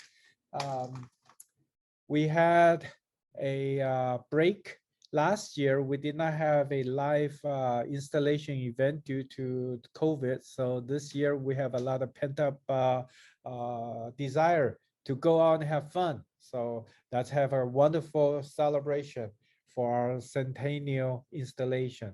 Let me talk to you about MLS. But before I do, let me explain before MLS, how real estate was done. Before an MLS, there was no place for people to go and look at other people's listing. So we have to drive around and see signs, or we talk to other people and get the word of mouth. And then we argue to each other about how much compensation we're going to offer each other because, you know, the listing agent want to take it all. And selling agent need to get some commission so they can put bread on the table. And then we work ourselves to death over the mountains of paperwork. And then at the end, we take our little commission to the bank. Okay, that was all before the MLS. So you can see it was pretty chaotic. Well, MLS changed all that. Okay, let me tell you why the MLS was formed. It gave us an ability to make a blanket unilateral offer of compensation. So when you read your listing display, sort of towards the bottom on the left-hand side, you'll see a field called buyer broker compensation. Buyer broker compensation. Okay. And then that's where you check out how much commission the listing agent is offering. Be careful because of antitrust. We cannot regulate the commission people offers. Usually most realtors are very fair. They give you 50% of their commission, but there is no law says they must share their commission with you 50-50. Therefore, sometimes you'll see a compensation maybe 2.5%, maybe 3%, or maybe 2%, or maybe 1.5%, or even 1%. But unfortunately, there are times that you only see $1 offered, $1 offered. So you have to be careful. You need to contact the listing agent and find out what's going on. Why is he only offering $1? Does he want anyone to show his properties? Okay, so protect yourself. Always know the compensation of a listing before you show it or before you write up the offer. Because let me tell you, once your client asks you to write up the offer, you cannot use the offer to negotiate a commission. Okay, so because of your fiduciary duty to your buyer, you cannot do that. So you always want to discuss any commission issues upfront and early. Who can join? Who can join the MLS? The multiple listing service is a separate function of a realtor association. So of course, all realtor member of the West San Gabriel Valley realtors can join the MLS.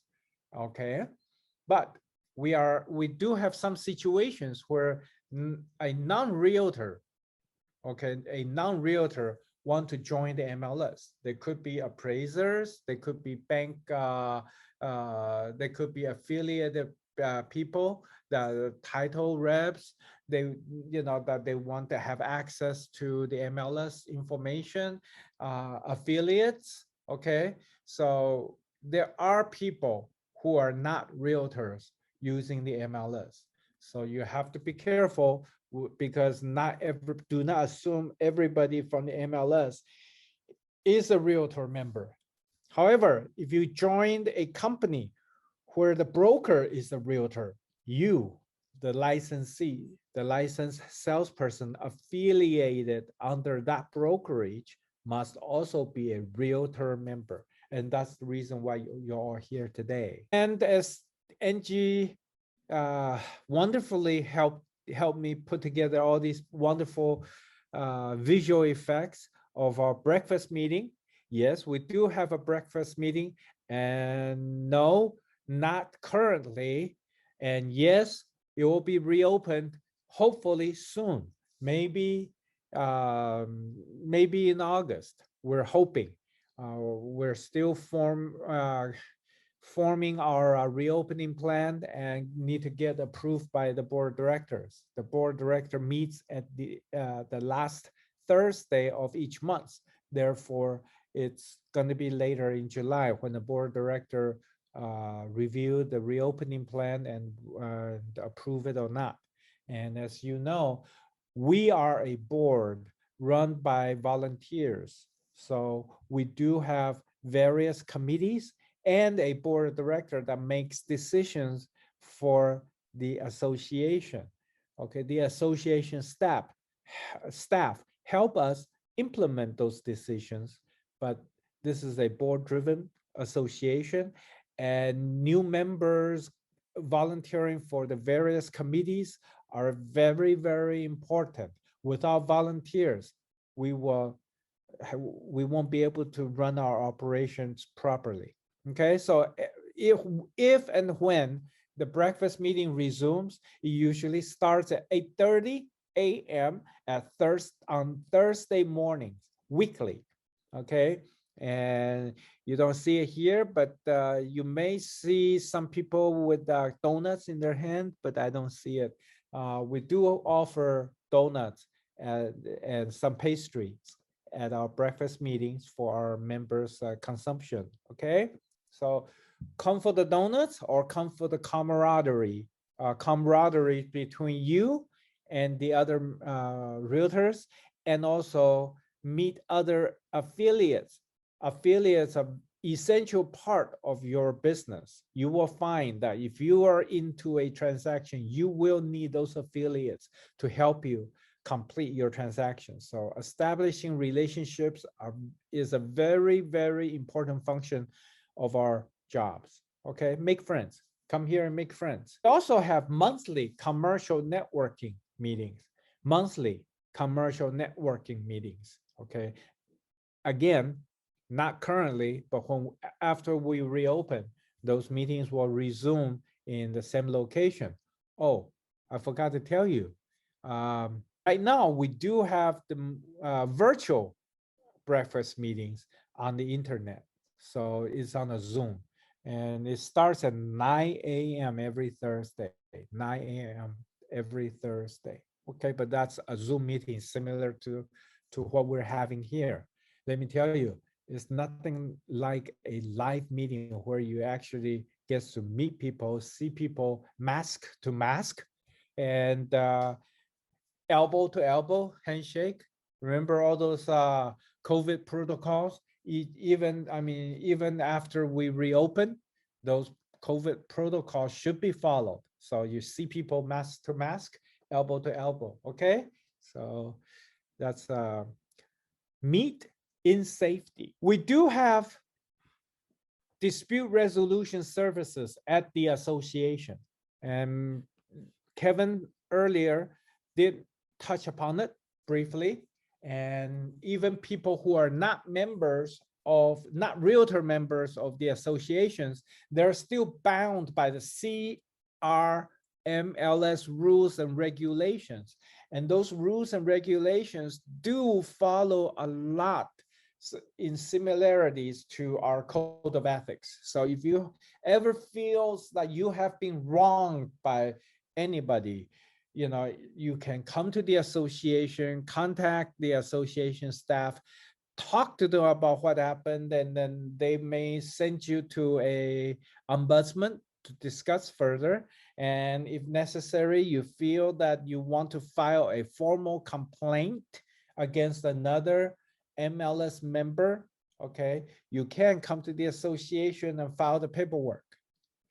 Let me tell you, to schedule a hearing takes about 2 to 3 months, but it goes through the process. You file your complaint, the grievance committee meets, review your complaint, and make sure your complaint matches the articles or the sections of the violations that you are alleging.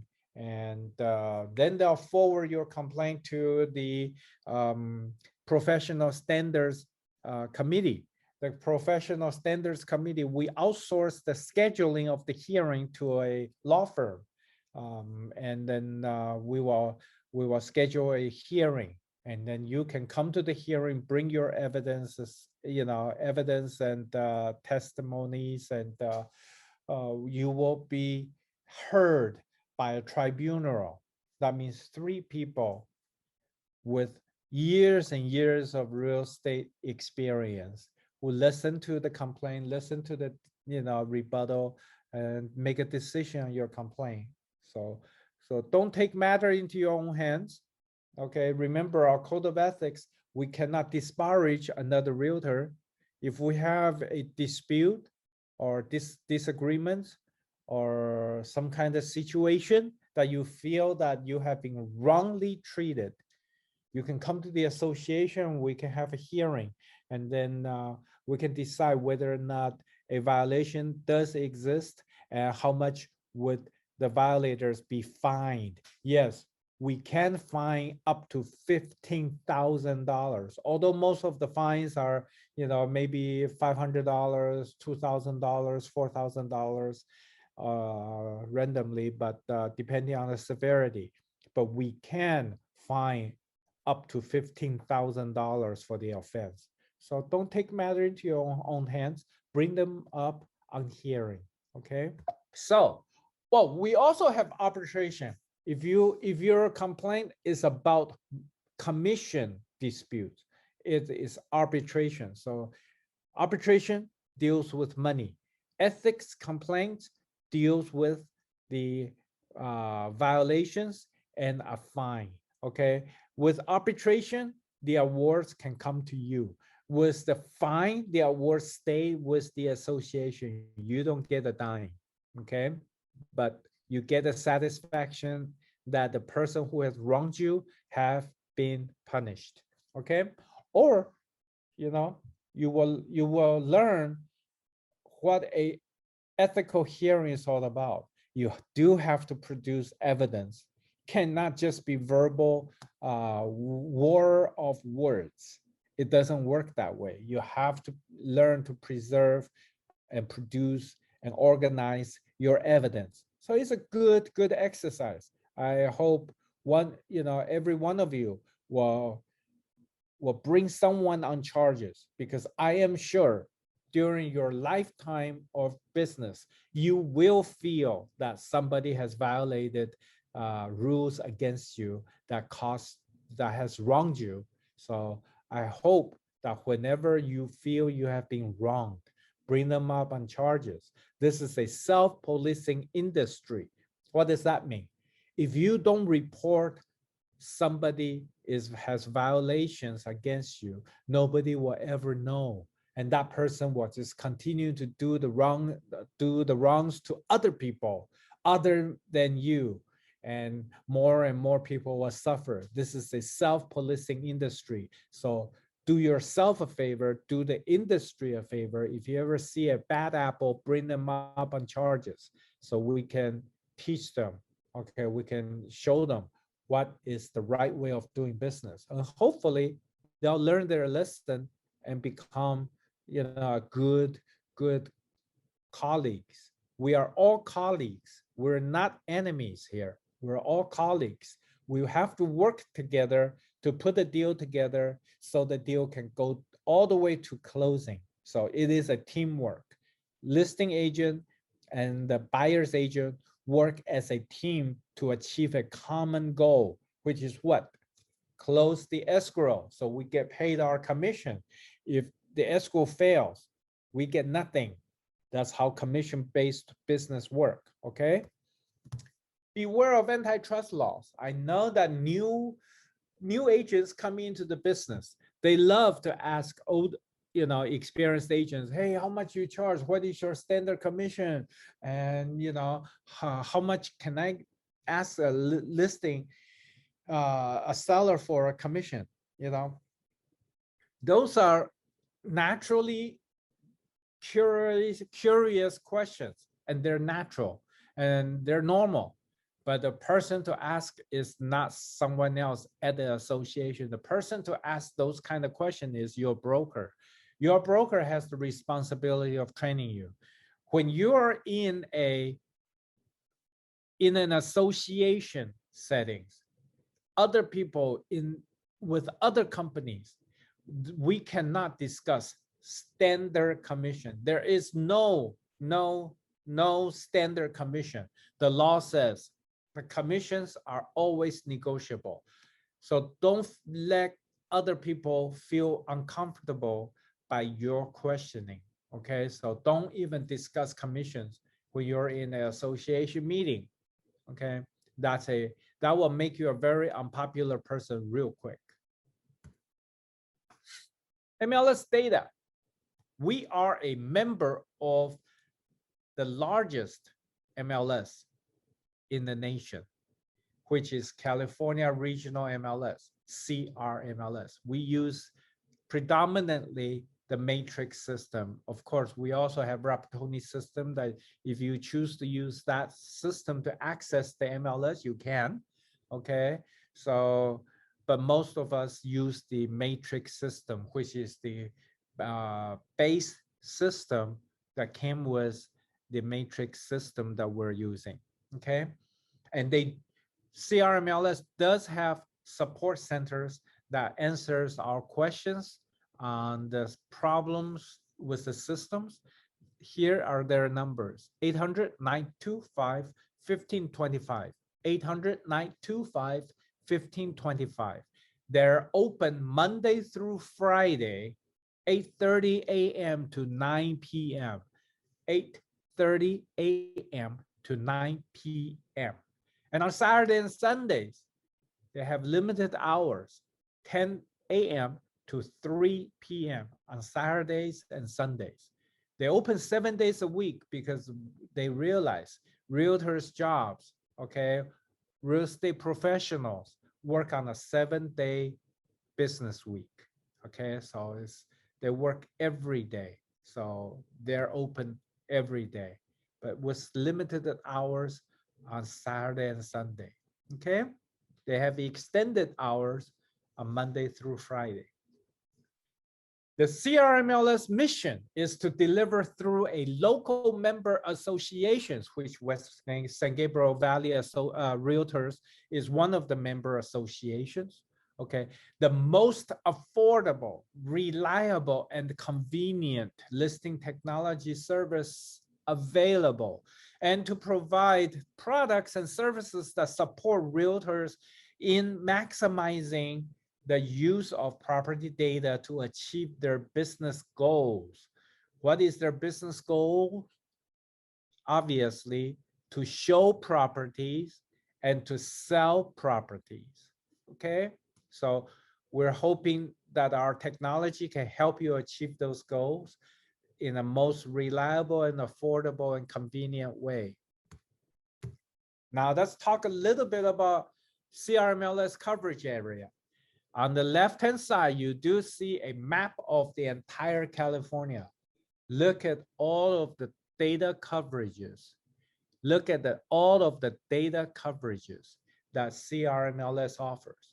There is participating association, and those are in the dark blue, the darkest shade of blue you can see. That means the association data, listing data is in the system 24/7. There's also data share. That's in the second shade of blue. Second shade of blue. What does that mean? That means those MLSs, they have their own MLS system, but we, CRMLS, share our data with them, and they share their database with us. So our database actually is combined. So all of their information is within our system, and all of our information is within their system, but we are two separate systems. They're not using the matrix system. That's what data share is. Then we have the reciprocal access. Reciprocal access is a light blue, the light blue. What does that mean? They have their own MLS, and those are usually the very small MLSs, okay? They have their own system. They don't want anybody else to use, to have their data. They want to protect their data, and therefore we don't share our data. They don't share their data with us, okay? We each have our own data, but through negotiation and through some kind of cooperation, they do offer us an access as like a guest access into their MLS, just in case that you need to look up information in their database system coverage area, that you have a way to access their system, but you have to learn how to search the data on their system, and vice versa for their member to use CRMLS system, the matrix system.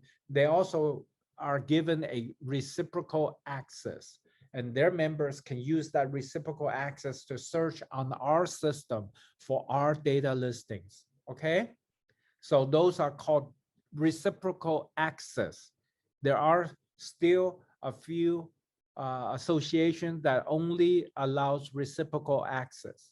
Okay. And then there's additional service areas.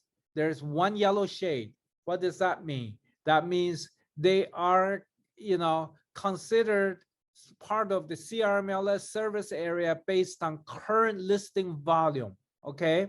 And CRMLS users doing business in these areas must enter listings into CRMLS system. So if you are in that yellow area, you must enter your listings into our system. Okay. And anyway, so those are additional services areas. That means their association is not necessarily a member association of CRMLS, and they don't get a seat in our board of directors. They just use our system, additional service, because they may find our system to be better than other systems, so they want to use our system. So, but they don't want to join CRMLS as a member association. That's what the additional service area means. Okay. Currently, we have over 40 associations as our member associations. We have 15 data share associations or MLSs, 15. And we have 5 reciprocal access associations or MLSs, 5.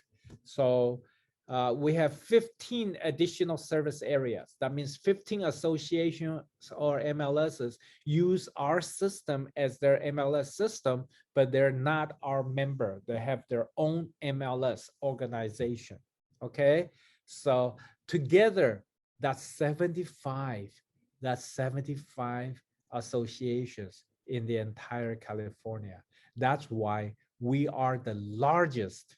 We are the largest in the country in terms of membership and also service coverage area. CRMLS member benefits, because you belong to such a large MLS service, that our negotiation power is tremendous. So you can enjoy the lowest price MLS service around.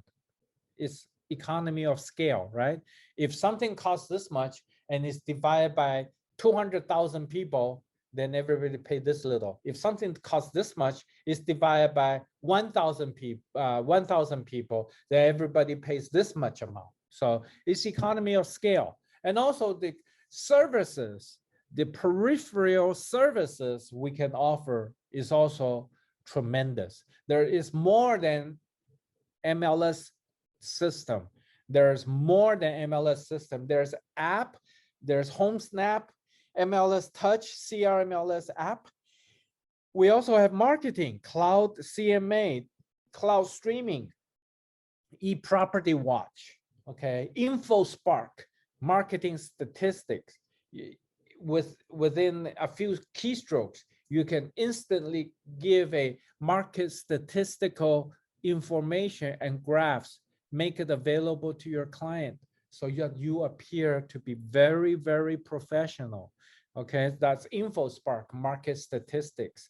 It gives the real market statistical data, okay, up to date data. So that's very useful, especially if you're farming for sales, okay, for seller, for listings.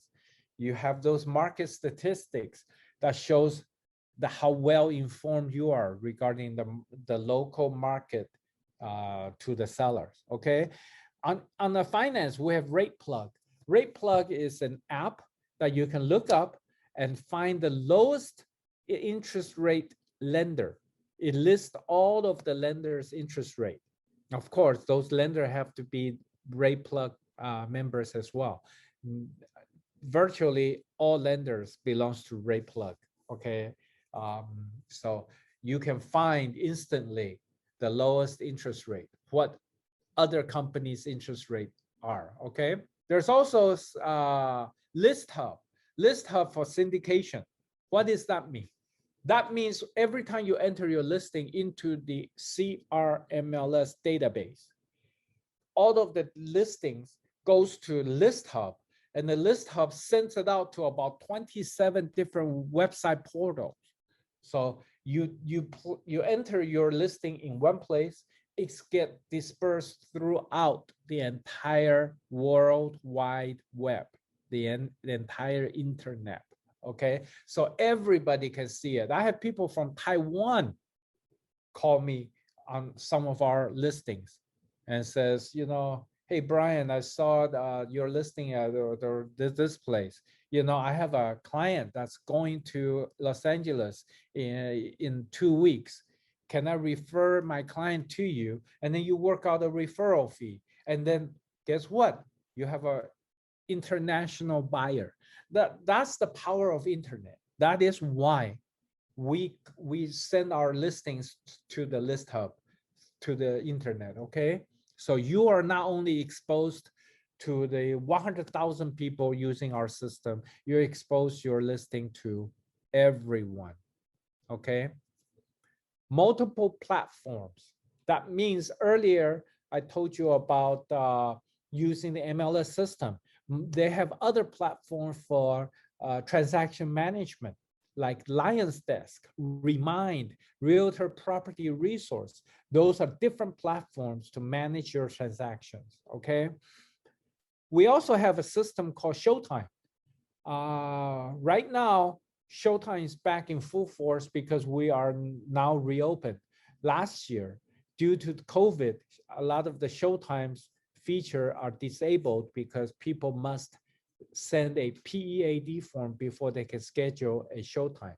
But right now, if the listing agents subscribe to Showtime, you can actually go to Showtime and just click and register for a showing appointment without the need to call somebody to actually get an appointment. You can schedule viewing appointments through Showtime.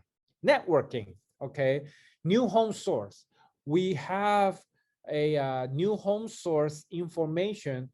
Many realtors are asking, many people are asking, hey, where are some of the brand new homes that's been built? Well, New Home Source Professional will give you information on new homes that's being built right now, okay? Tax data, we have Realist tax data system. So when you're looking at the listing, you see the APN number.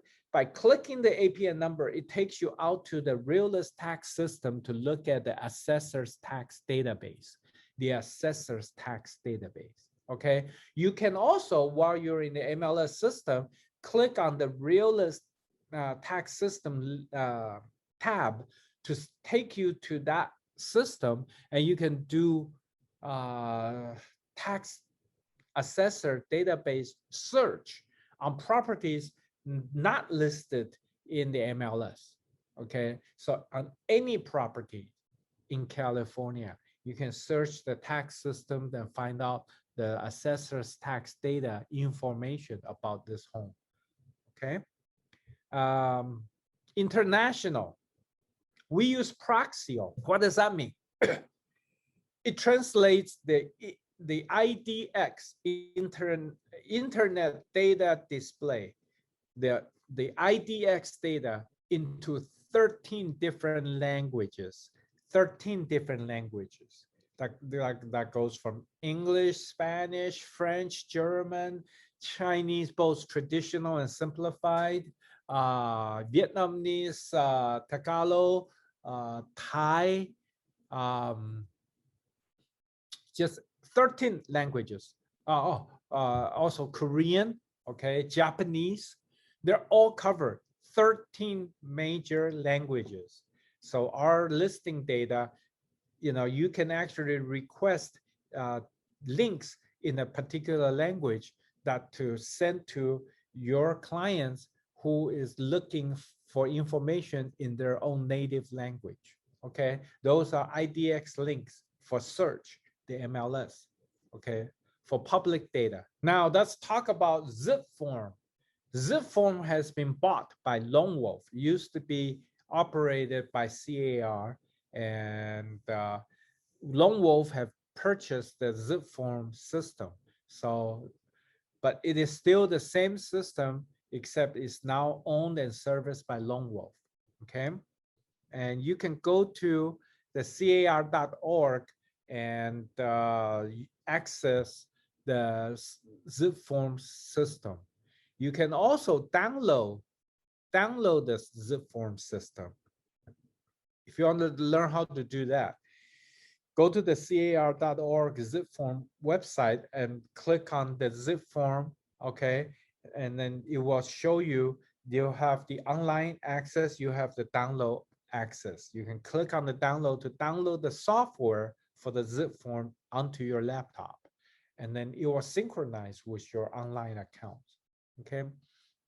If you want to learn how to do zipForm more effectively, please sign up for our zipForm training class.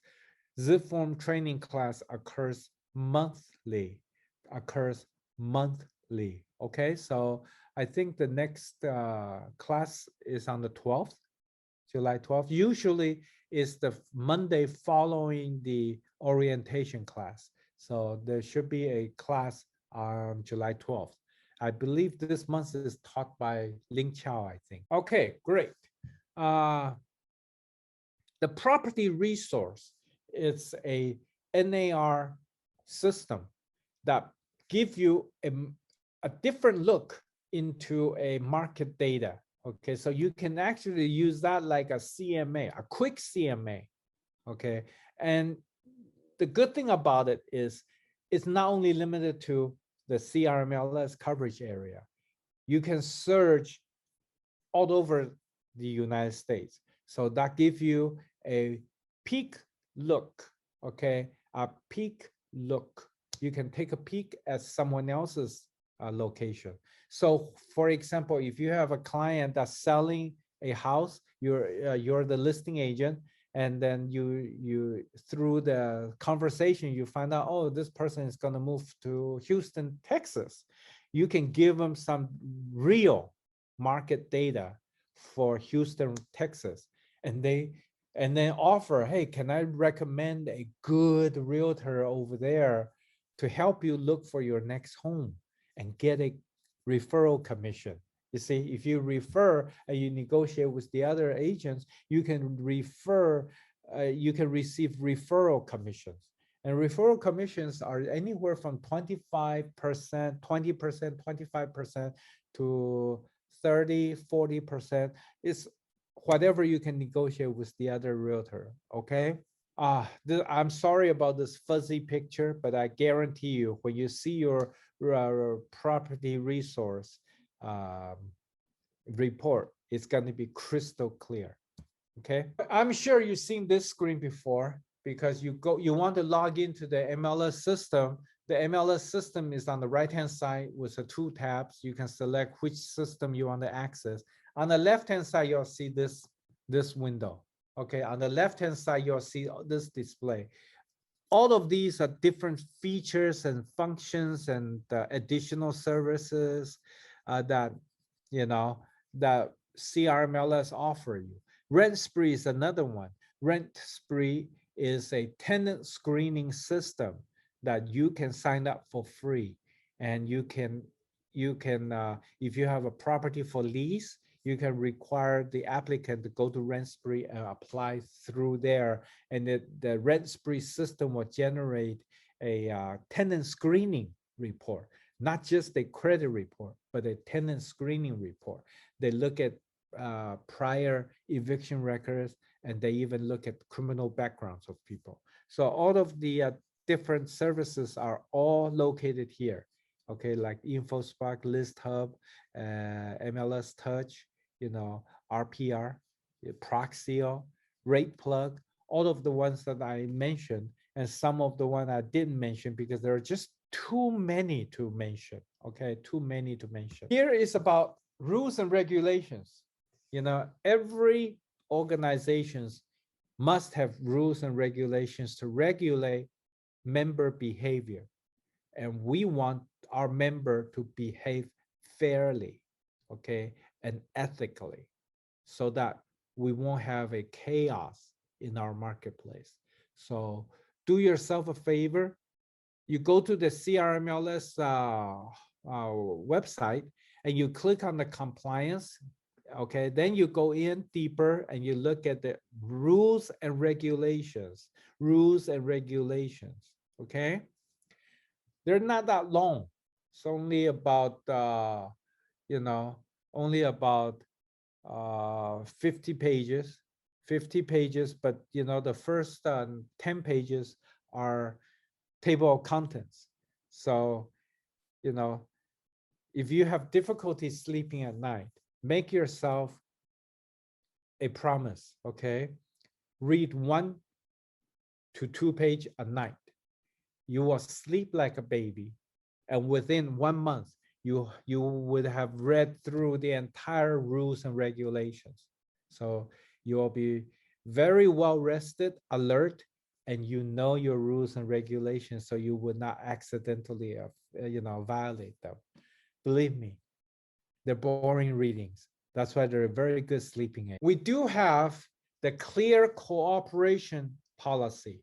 NAR has enacted the clear cooperation policy, and CRMLS Rule 7.9 mandatory submission is in direct compliance to the NAR's clear cooperation policy. What does that mean?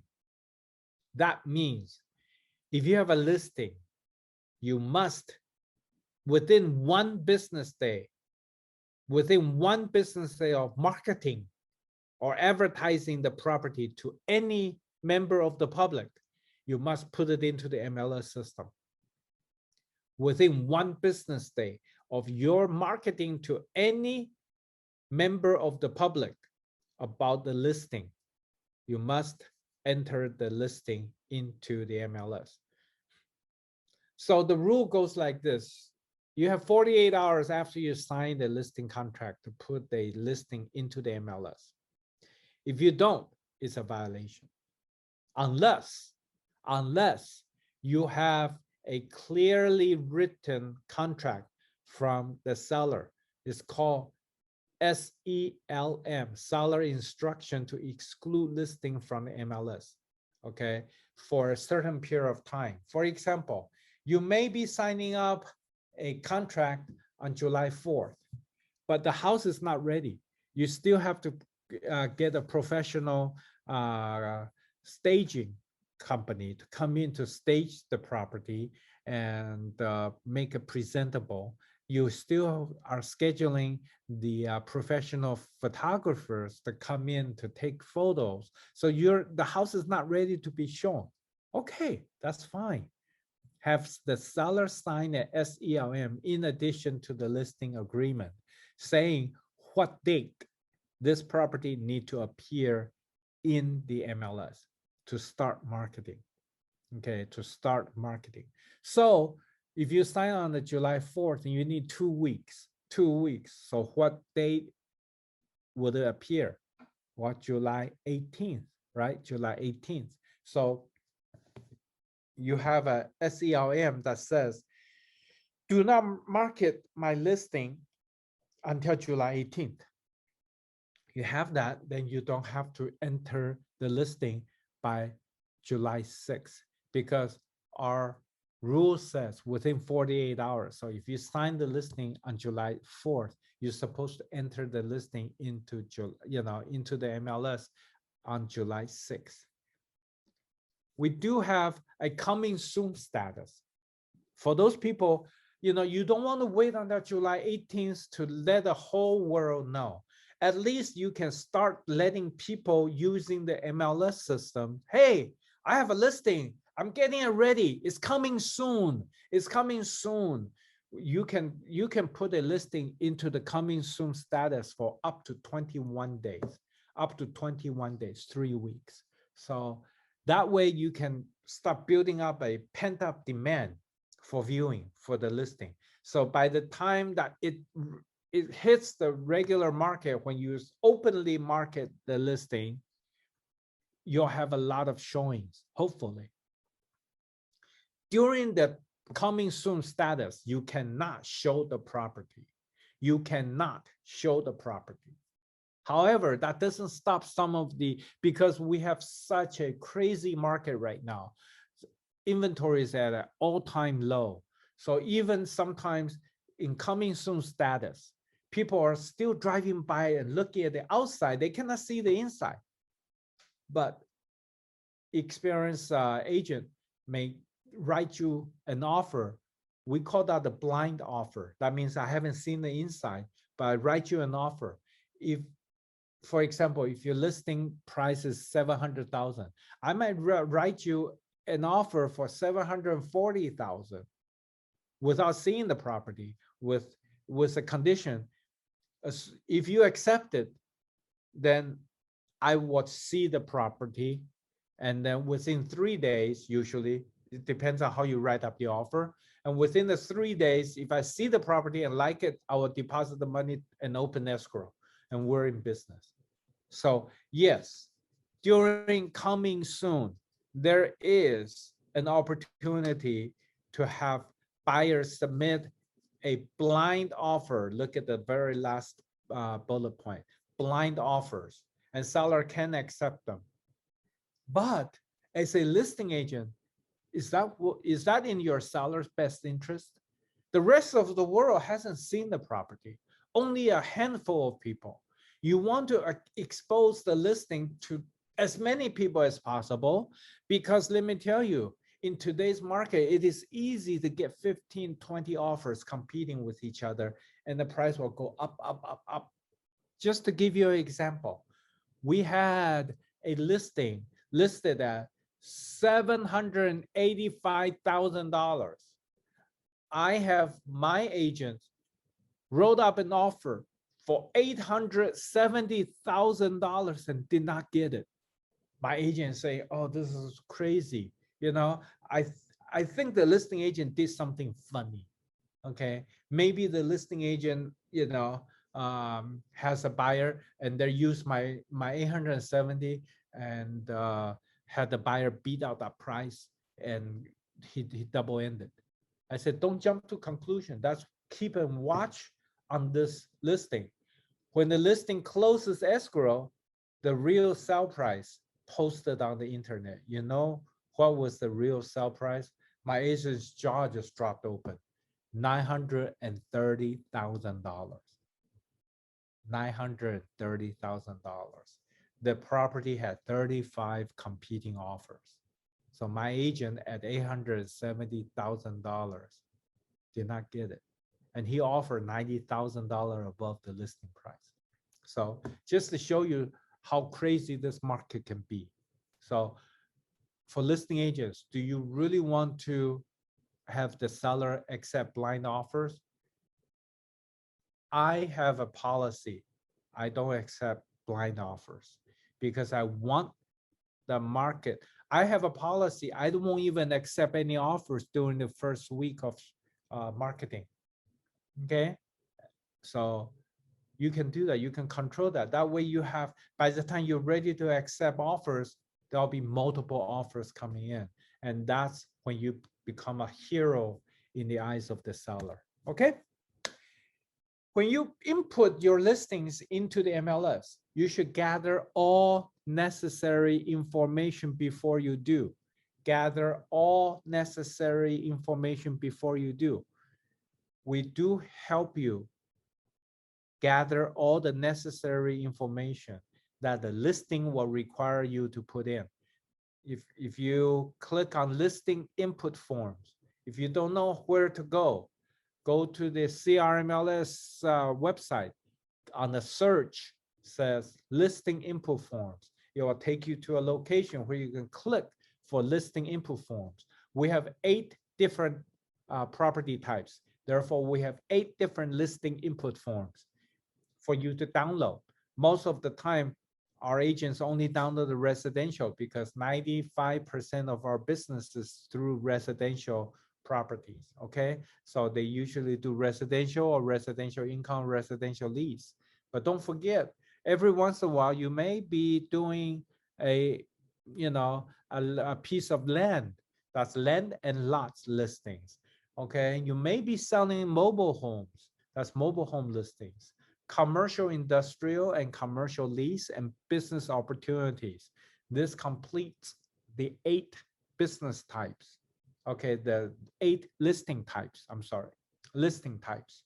So if you download those listing input forms, you'll see on the listing input form, there'll be fields with a red asterisk. Red asterisk means you must input a value into that field. Otherwise, your listing will not be able to upload into the MLS. You'll have a red flag. You will have a error message. You must fill in some information. So beforehand, you can use the listing input forms, read through them, and whatever information you don't know, you need to ask the seller for it. So on the bottom of the listing input form, there's a seller initial and the agent initial, okay? The seller initial means the seller has reviewed the information and they approved the information. That's for your protection. Why? You are the one who input the listing information into the computer. If there's wrong information, you're responsible for.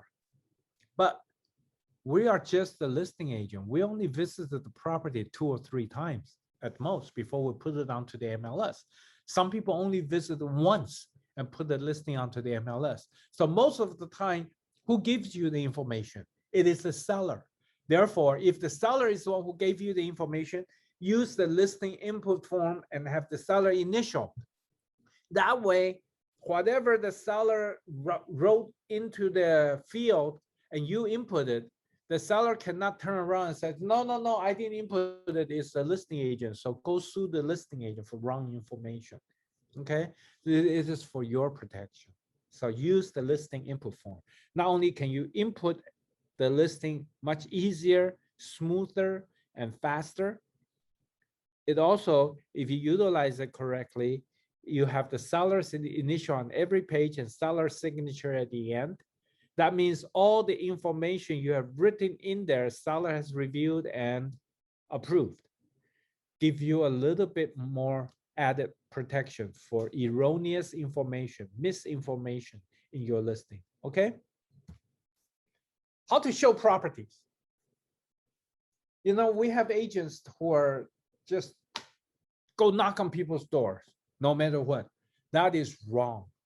You have to look at every listing showing instructions and follow the showing instruction. If the instruction says appointment only, you must make an appointment. If it says call first, okay, you must call the listing agent first, okay? If it says vacant and go direct, oh, that's the best kind. You can just, at any time, just go and use your Supra key to open the lockbox and show it. You no need to call the listing agent, no need to make appointment, okay? Please keep a watch of your clients during viewing. Keep a watch on your clients during viewing, okay? Especially on homes that are occupied. You don't want to show a home with your super key and later on the listing call you up and say, you know what, after you show, the seller notice this item's missing, that item's missing, this is, you know, you get into a whole world of troubles because people are accusing you or your client of stealing. So you need to keep watch of your clients during viewing. Make sure they don't break anything. Make sure they don't break anything. We had a situation where someone had a beautiful vase and the client, the buyer had a little toddler that's running wild and knocked into the stand where the vase is, and the vase tip, and the real estate agents is trying to run across the room, try to do a last minute diving save of the vase, but the vase just fall right to the floor and broke it. It was a $20,000 vase. It was a $20,000 vase. You can just imagine the disputes that ensued before an offer even accepted. The listing agents, the seller is irate, $20,000 vase is into pieces. And the selling agent, the agent who brought the buyer, is a new agent, did not keep their clients in control, okay, and caused the problem. And I don't know what happened to the, how they settled the dispute, but it was a big dispute, okay. There's another situation where appointment is absolutely required. It even says minimum 2 hours in advance, minimum 2 hours in advance. Why is that? Let me tell you, this is a listing in Alhambra, and the seller was a Alhambra firefighter. As you know, firefighters, they when they're on duty for days, maybe 3 or 4 days. They actually sleep at the station. Okay, so the wife has some personal psychological issues, insecurity. We call that schizophrenic. Okay, and the wife has a very good friend, lives 2 doors down. Okay, the listing agent in the listing says appointment only, minimum 2 hours advance call require, absolutely. And guess what? They had a lockbox in the back of the house, And we had an agent who did not call, drove by, saw the sign. The buyer said, I'd like to look at that house. Oh, the agent just pulled over to the side, walked onto the sidewalk, onto the driveway, and into the backyard and saw there's a lockbox. Oh, no problem, there's a lockbox. He used a lockbox, took the key out, and came to the front door, ring the doorbell, ding dong, ding dong, ding dong, ding dong, ding dong. Nobody was answering. You know why nobody was answering? Because the wife was upstairs taking a shower. Have you ever taken a shower with a shower going on? Can you hear your darn doorbell? Absolutely not. And the realtor ding dong, without making an appointment. Did not bother to call the listing agent because he drove by and saw the sign. You should have used your app, MLS app, to look at the property. You can even use a home snap. Put your camera in front of the house and your listing information will show up. Should have done any one of those steps. Could have avoided the big incident. Okay, so can you imagine what happened? The guy didn't bother to call the listing agent, used the key, open the door, and start bringing the buyer into the downstairs. Remember, the wife is a schizophrenic, okay, has psychological problems. Normally, the normal process would have been you call the listing agent called the wife's best friend. The wife's best friend go to the house and says, hey, my best friend, let's go out to shopping. And the wife will follow. Normally, the wife just would not leave the house because she's, afraid of the world. She's suspicious of everyone, okay? So that would be the normal situation. But this agent broke protocol, did not follow the showing instructions, brought the buyer into the house without making an appointment while the wife is upstairs taking a shower. So they're looking downstairs, walking around. The wife come out of the shower, heard footsteps downstairs. The wife got so scared, okay? And by this time, they start walking upstairs. The wife is scared, call 911. I have intruder in the house. I have intruder in the house. Okay, and then by that time, while the wife still on the phone call, the realtor opened the master bedroom. There's the wife half naked with a towel wrapped around her body and with a cell phone in hand, and the wife screamed. The next thing you know is 5 patrol cars Alhambra Police Department surrounded the house with a guns drawn. Everybody inside the house was arrested. Whose fault is that? It's the agent who did not follow the showing instructions fault. So remember, you must follow showing instructions for your safety and your client's safety and for the seller's safety. You know, this listing agent lost the listing after this because the wife had to receive psychiatric treatment for weeks after that. That's a horrifying, you know, experience. Even me, who is normal, if I come out of the shower and there's strangers in my house, I would probably faint. Not saying, you know. So I totally understand the kind of psychological stress this poor woman have been through. Remember, these are strangers' house. Okay, you don't know. When the showing instructions say appointment only, you must make an appointment. No exceptions. You're not even supposed to go knock on the door. Okay, not even supposed to go knock on the door. You're supposed to make an appointment because the only people who can talk to the seller is the listing agent. Understand that. The only people who can talk to the seller are the listing agents. Okay. So after you show the house, you watch your client, make sure they don't grab anything that doesn't belong to them.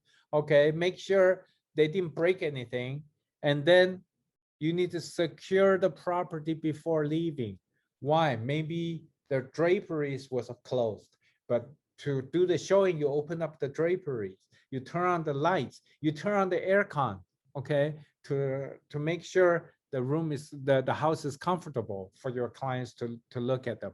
So whatever you did, you have to undo. So if you open the draperies, close the drapery, turn on the lights, turn it off. If you turn on the AC, shut it off. If you disable the alarm, you need to arm the alarm before you go. If you open the door, close it, lock it. Make sure the house is secure before you leave. That's your job. That's your job. We have agent complaint of another agent left the back door wide open. Left the back door wide open. Okay. It just, then the seller, it become upset with the listing agent. See, the seller doesn't know who the buyer's agent is, but the seller gets upset with the listing agent. And the listing agent may lose a listing and they will come to the board and file a complaint against the agent who left the back door open. That caused the seller to be so mad that they lost the listing. Believe me, okay? People lose listings for the smallest mistakes other agent made. So please follow the protocol. Okay. In a listing, if you use the Supra lockbox, you can input the serial number into the listing, and while you're looking at your own listings, there'll be an instant lockbox access report. Okay, you can click on the lockbox icon and instantly look at the report of who accessed your property at any time, at what time. Okay, you need to enter the serial number of your lockbox into your listing.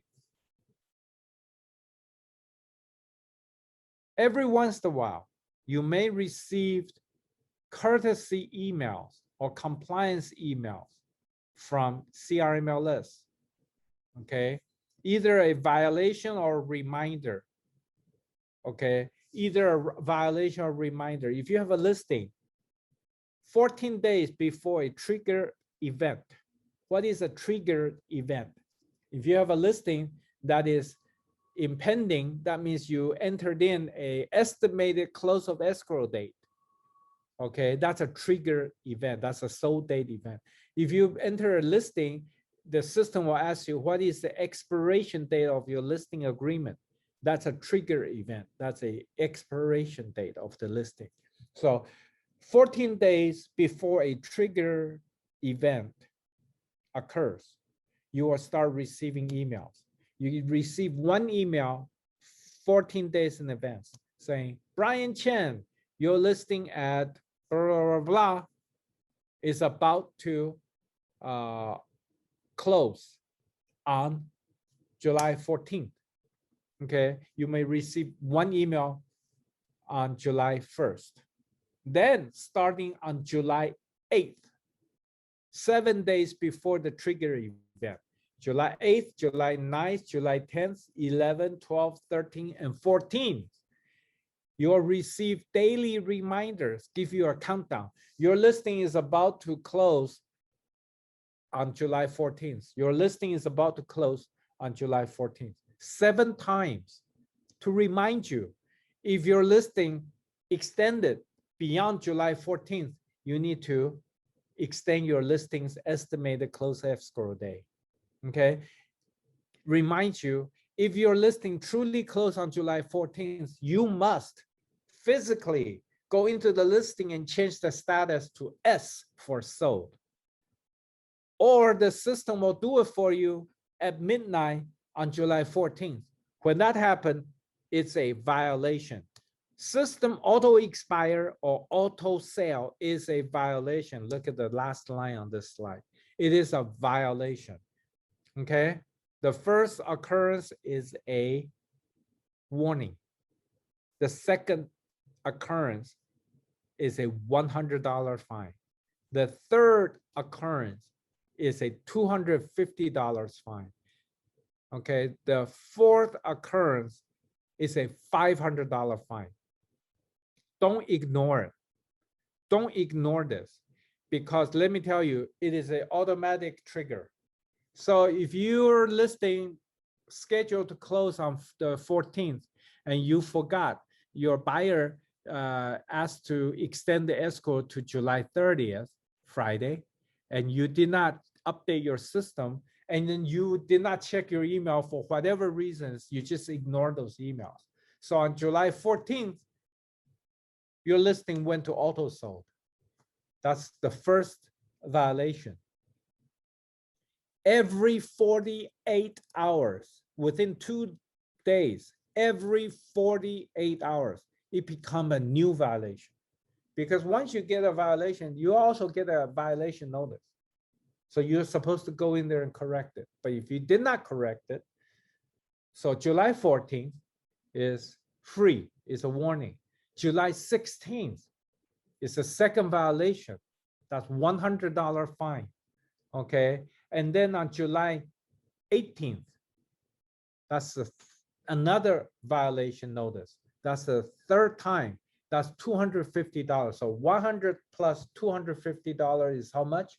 $350. You see how that works?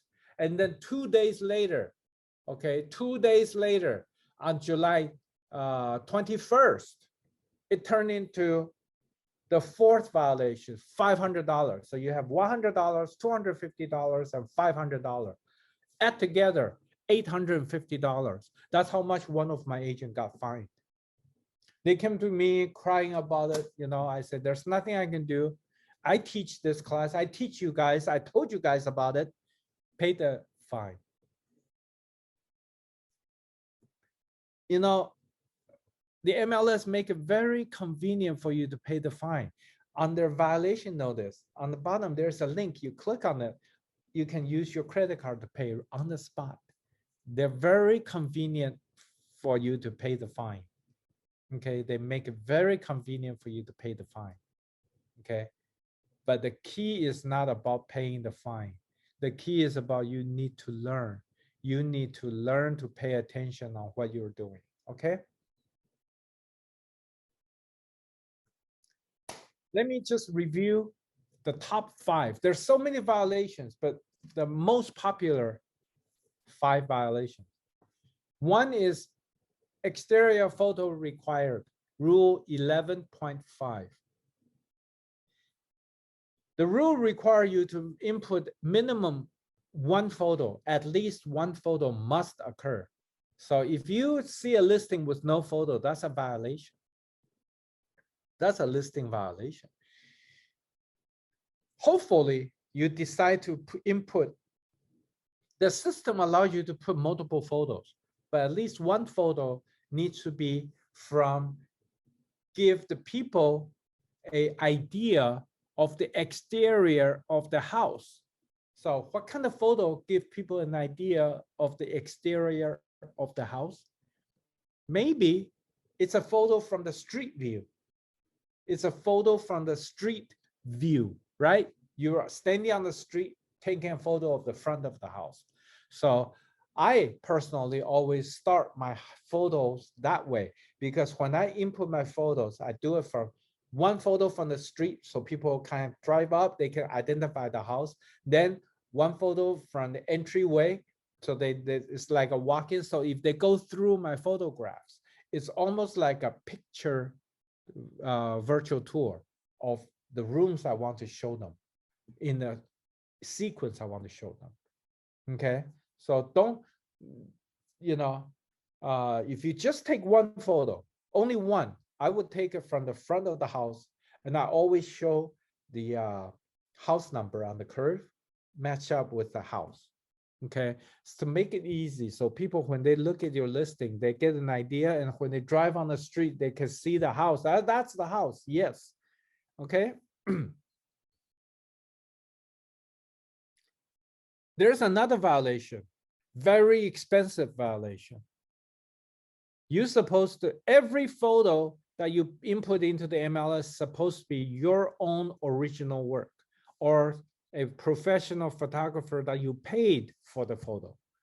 You cannot use another agent's expired listings photo, go to the MLS system, grab that photo, and then put it into your photo. And you use that as your listings photo. That's called stealing. That's called copyright infringement. The fine for that is $1,500 per occurrence. $1,500 per occurrence. There is no warning. The moment you've been caught, the moment you've been caught is $1,500. Believe me, I have over 500 agents in my office. I have plenty of listing agents did that. I teach this and I preach to them, but agent gets so lazy and they think they won't get caught because they'll take the photo and maybe the photo is this, they recrop it or something and they put it in. But what they don't understand is in the computer system, when you download a photo, there is a meta tag on that image file. Okay, and when CRMLS get a report, there's somebody using my image without authorization. They go into the photo and look at the image file. They can tell when the image was first uploaded into the system. So if they see the first upload as in, October 1st, 2020, and then your new listing upload, your upload again is July 1st, 2021. They already know you stole the photo. They just sent you an automatic violation letter, $1,500. Don't even try to appeal, because if you go to the board, you're gonna lose. And if you go to the board, you still have to pay the fine to go to the board, try to appeal it. Okay, and don't think people won't notice. You know who will notice? It's always the previous listing agent or the agent who lost the listing. They will be looking at their listing. They want to find out who got the listing after them because of rage, anger, jealousy, or discontent. They want to make sure you did not take anything that belongs to them because they want to get you. They want to get you back. Okay? Oh, because to them, they're thinking, you're the one who stole my listing. Even though the listing is expired, you got the listing fair and square, they're looking for ways to get back at you. Believe me, it is so easy to report violations. When you have a listing display on the bottom left-hand corner, there's a little link says report violation. If you believe there's a violation, please click here and report it. This is called self-policing industry. CRMLS is waiting for other members to report violations to them so they can get to the violators. Okay, so don't copy or steal other people's image. You should always use your cell phone to take the initial photograph and then call your own photographers come in to take the rest of the photo. And then you can always replace the original photo with the professionally done photo. That way the photograph is fresh, original, is belongs to you. You have the proper authorization to use it. Don't just copy from the internet. Don't copy from the thing. Let me tell you something even worse. We have people who copy Google Map Street View. Google Map Street View.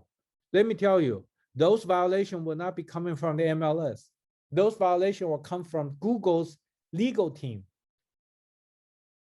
When you receive that kind of letter, it's a $10,000 settlement, or they'll sue you. Or they'll sue you.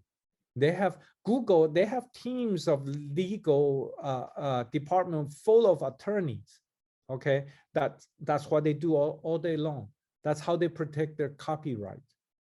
Because it is so easy for people to look at, on a computer screen and look at their Google map and look on the street view and just print screen or take a screenshot, okay, and steal their image.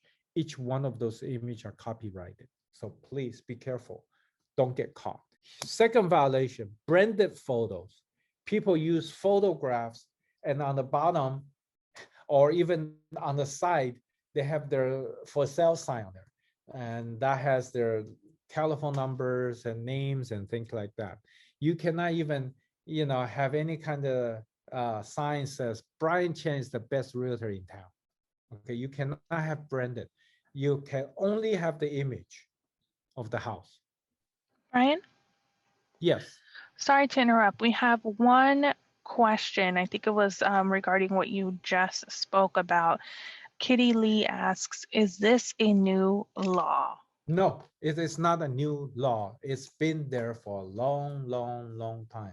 And unfortunately, some of my agents, my own agent, I'm sorry, I teach these kind of things, yet my own agent violates it. It's make me feel so embarrassed because we have lots of training at my company and they should not do something like that.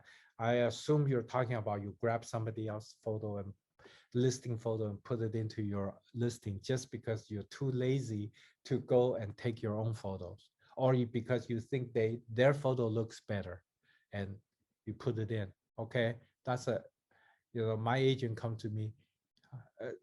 I look at it and I said, go pay the fine. There is no excuse for that. There is no appeal either. You appeal, and all CRMLS have to do is show the original photo and show your photo and show the mega tag data that detailed what date it was first uploaded, by who, and then when you upload it. Because when you upload photos, what did you have to do? You have to log into the system. Your every action has your user ID and password. I mean, not password, but have your user ID identified. So they know exactly who did what and when. Don't believe me?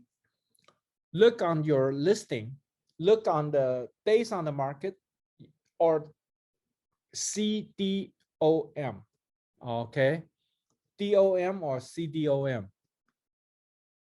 You click on either one of those links, you can see everything that the listing agent did on the MLS. When they upload the listing, when they change the status, when they change the price, when they, whatever they did. And those are just abbreviated report. In the system, they can call up every single action. Okay, so that's not a new law. I mean, copyright law has been here since, I don't know, 1800s. I don't know when did the United States enacted the copyright laws. It used to be limited to books, but now it's every printed media. Okay. Okay, And so then, sorry. on your photo, branded photo, same thing go with your virtual tour. So if you have a virtual tour that you pay for, they should give you two links. One is for your own website, so you have your information, looks pretty, advertise you. If you want to put it into the MLS, you need one that's MLS compliant link. That means just the raw virtual tour. No names, no company logos, no nothing. Okay, that's for you to put on the MLS. Why? Because the MLS is used by other agents to give information to their clients, not to advertise you. Your job was to advertise your listing to everybody so they can use the data to show it to their client. And they would not, advertise you. They want to advertise them. That's what MLS is all about. Third violation, mandatory submission. Like I said before, 2 business days, 2 business days. Okay, just remember 2 business days. And if you don't, if you have a SELM, if you don't put it in, do a SELM, do your favor, do yourself a favor. Don't get violated into this, okay? Misuse of public remarks and media. Here's another thing. Description violation. Misuse of public remarks. The public remarks in your listing is to use to describe the property, aesthetics, appearances, the view, okay? But you cannot put your name, says, for more information, call Brian Chen, 555-1212, okay, or whatever. That's a misuse of remarks and media. You cannot put a link, okay? You cannot put any embedded links into your public remarks. We have agents that become very clever. They put information and it's an embedded link. So people click on the information, takes them to the listing agent's website. That's a violation. You better be careful of the words you use, okay? The words you use in your public remarks. Words that may constitute as violation of Fair Housing Act. Violation of Fair Housing Act. Remember, in California, we have 21, not just the federal 7 fair housing discrimination. In California, we have 21 fair housing discrimination violation types, okay? So your language must be very, very careful. You cannot say within walking distance to supermarkets. Why? Walking is a violation of the American with Disabilities Act. Don't think I'm kidding. Americans with Disabilities Act. Your information is exposed to the public. There are lawyers out there. Did you know there are lawyers out there conducting class, How to Sue Realtors 101? And remarks violating American with Disabilities Act is on top of the list because they know agents love to write within walking distance to things. The word walking is a violation. Why? Because a court somewhere down before you, okay, already ruled that when you use the word walking, you're excluding people from people who cannot walk. You're excluding people who cannot walk. Who are those? People on wheelchairs. That's why it is the Americans with Disabilities Act violation. So be careful. People accidentally violate all the time. And those lawyers are very clever. They'll write you a letter that sounds like this. Mr. Brian Chen, I have taken notice and I have reserved and saved a copy of your listing where the description of the listing violated the American with Disabilities Act. I represent a client who is psychologically damaged or injured by your insensitive remark to his physical inability to walk. And we are prepared to file the following lawsuit. And the letter usually come with a sample complaint that they already pre-made. Because why? They send this out to a lot of people. So it's already pre-made. This will be, and if you're in the Los Angeles, they'll use the Superior Court of Los Angeles. Okay. So Superior Court of California, Los Angeles branch. So it's all there. How do I know? I've been in this business for 32 years. I've seen it all. I have people who came to me and said, Brian, what do I do with this? I said, you know how much the funny thing is, they'll say, we are prepared to file this lawsuit against you unless you contact this office within 10 days after receipt of this letter. Within 10 days, we're willing to discuss a settlement. And we are willing to settle and not sue you if you pay us $5,000. That's how they start. You know why $5,000? You go talk to an attorney for any kind of legal consultation. They say, if you want me to represent you, usually the cheapest amount of retainer fee is $5,000. So you have a business decision to make. You want to fight this because you feel that this is ludicrous. So you go talk to an attorney, you have to pay $5,000 just as a retainer fee. That's only the beginning part. Then anything they do is on top of that. So they use that. So pay us $5,000, the problem will go away. So you have a business decision to make. And if you want to fight this lawsuit, you'll be spending a lot of time in preparation and all that. They make sure they bury you with paperwork. The world is not fair. I know you guys thinking, gosh, that's not fair. The world is not fair.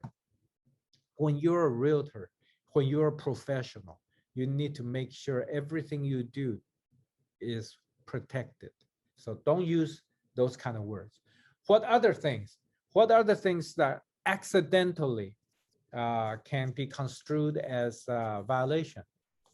Okay, and this comes from CAR. This does not come from Brian Chen. This comes from CAR. Do not say, close to church or synagogue, because they have or temple. They have a specific references to a religion. If you really want to say something, it's close to a place of worship. Place of worship is a safe word to use. These are funny things that you don't think about, but you are now stepping into the real estate world. You need to be aware of these, because you may think it's funny, you may think it's ludicrous, but just until you get hit with one of those attorney letters, you won't be able to laugh. And I have seen them. That's how come I know. They make the settlement amount, then you negotiate. I actually helped my agent negotiate a settlement. From $5,000, I was able to negotiate all the way down to $750. It is just a negotiation, okay? But that doesn't mean that you'll always get able to negotiate, okay? Because they are tough negotiations.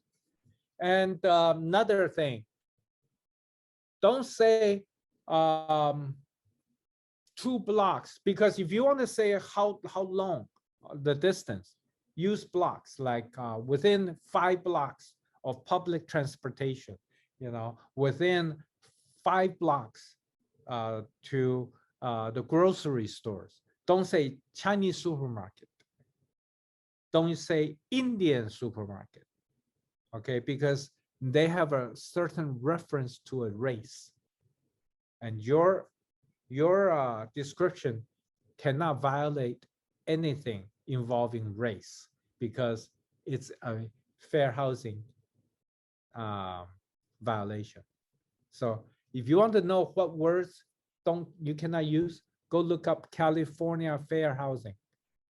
California fair housing. They have keywords that you better not use, or that can be used or construed to be hinting that you prefer such a race, religion, familiar status.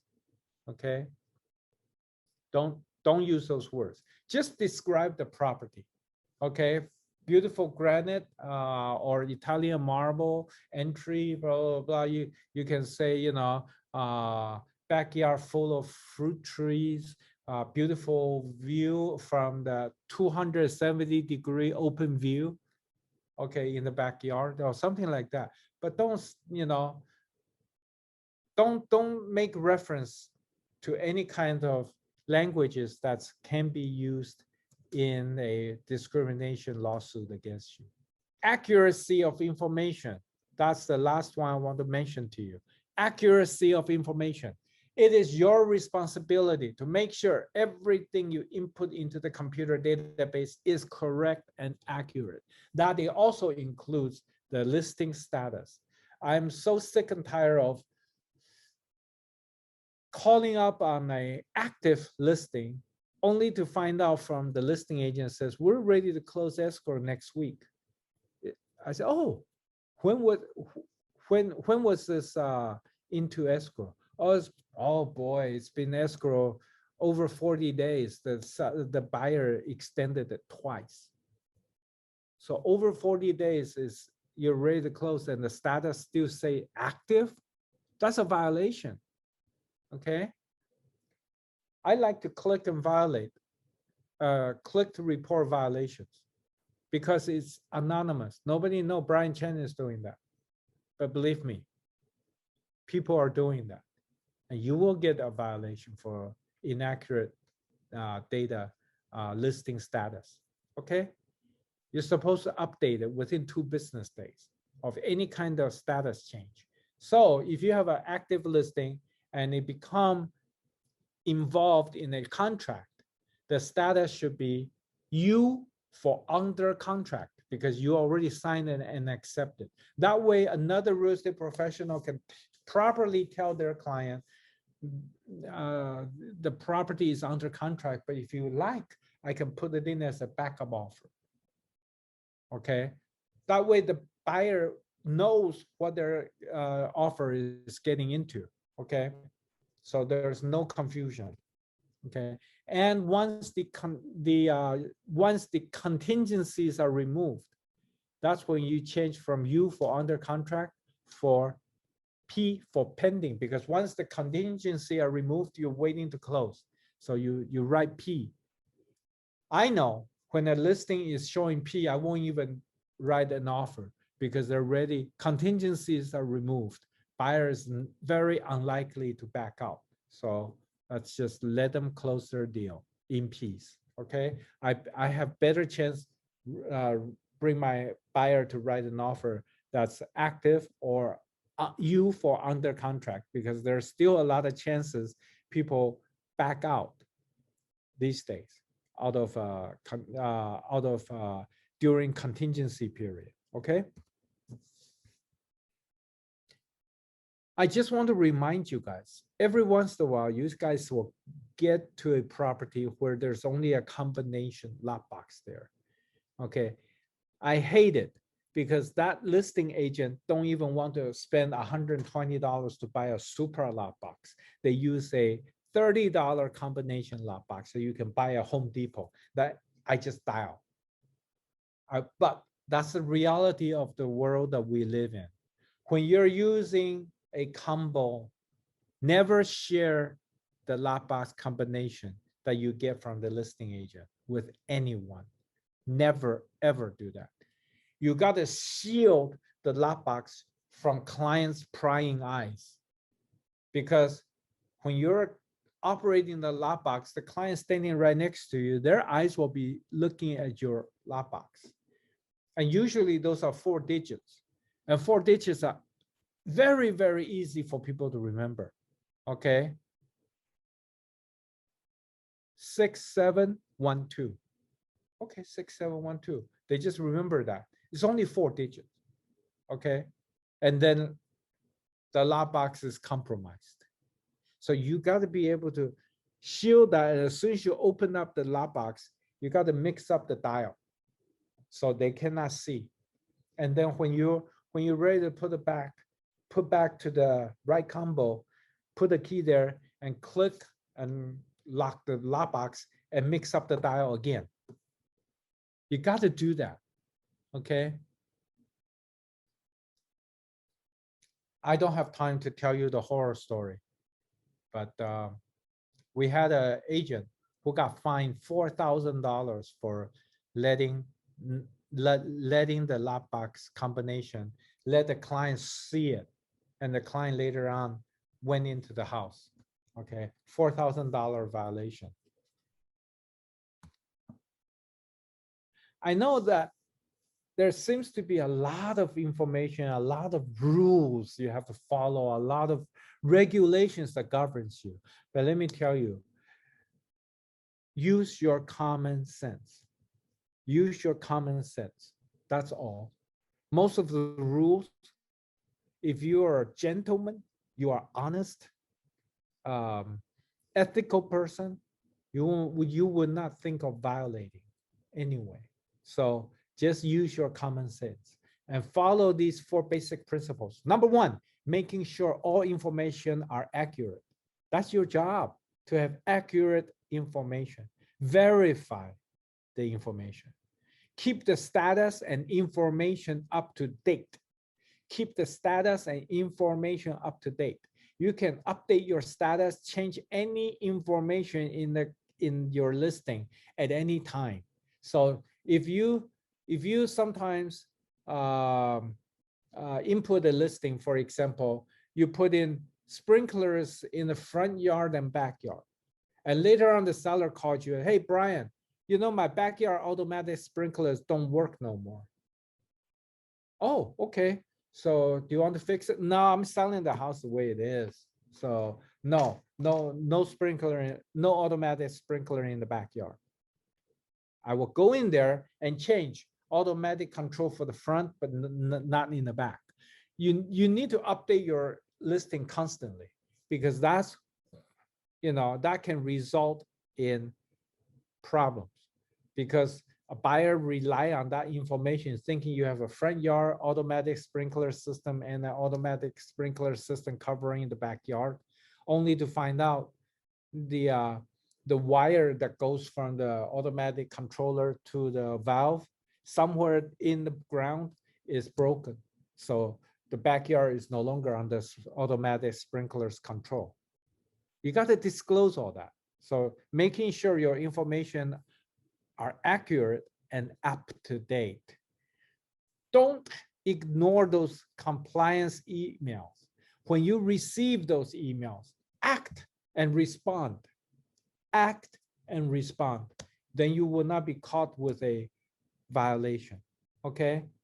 Treat everybody fairly and with professional courtesy. What does that mean? I don't care how busy you are. If another real estate professional calls you, okay, you can call them back or text them back. Most of us are using cell phone to call people anyway. So you can text them back, okay? You listen to your voicemail. If someone is asking you for some information, just don't get upset, because I know the listing agent nowadays, they're answering 50 phone calls. Okay, then they just ignore them. Think of yourself when you call for your client and the listing agent don't call you back. How do you feel? You become anxious, and your client is waiting for your information. You're trying to get the information from a listing agent, and the listing agent is ignoring your calls. Don't you get upset? That's when I will file a failure to cooperate with a realtor. That's a violation. Failure to cooperate. How do I document that?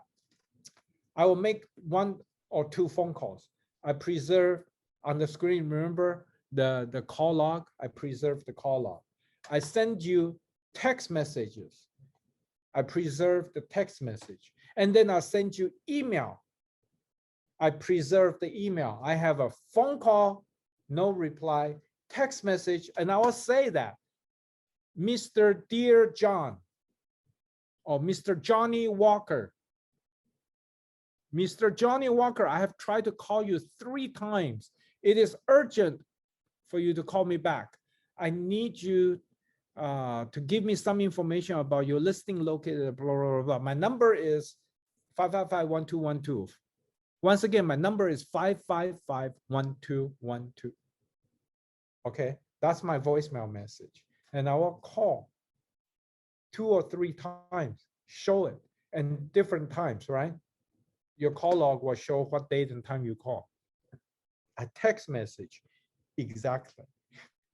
Then I send emails. And I say, please do not ignore my repeated contact. It is urgent. I have a very interested buyer. If you don't reply, guess what? Phone call, text message, email. I have established clear evidence you are ignoring me. You refuse to cooperate with another realtor. Then I bring you up on charges. Failure to cooperate with another realtor, that's one thing. Failure to perform fiduciary duties to your client. Why? Hey, I just told you I have a very interested buyer on your property, yet you choose to ignore me. You have failed in your fiduciary duties to your client. Okay? And if I really get into deep, you probably will have 2 or 3 more violations I can charge against that person, Mr. Johnny Walker. Okay. So I guess after that, Johnny Walker will quit drinking. Okay. So once again, if you want to know where to find the rules and regulations, you can go to crmls.org and click on compliance. You click on compliance, you look down, the rules and regulations document will be there. Okay. If you have any compliance questions, there is a chat that you can actually use. Go to www.crmls.org/compliance, and then you can click on the chat to talk to somebody. Live chat, okay? CRMLS is great. They have live chat person. May I help you? And you type and talk to them, okay? Just remember realtor's golden rules. Do unto others as you would others do unto you. If you keep that in mind all the time, then you'll say, you always remember, okay, if I'm impatient to this guy, you know, I'm only human. Sometimes I'm a broker.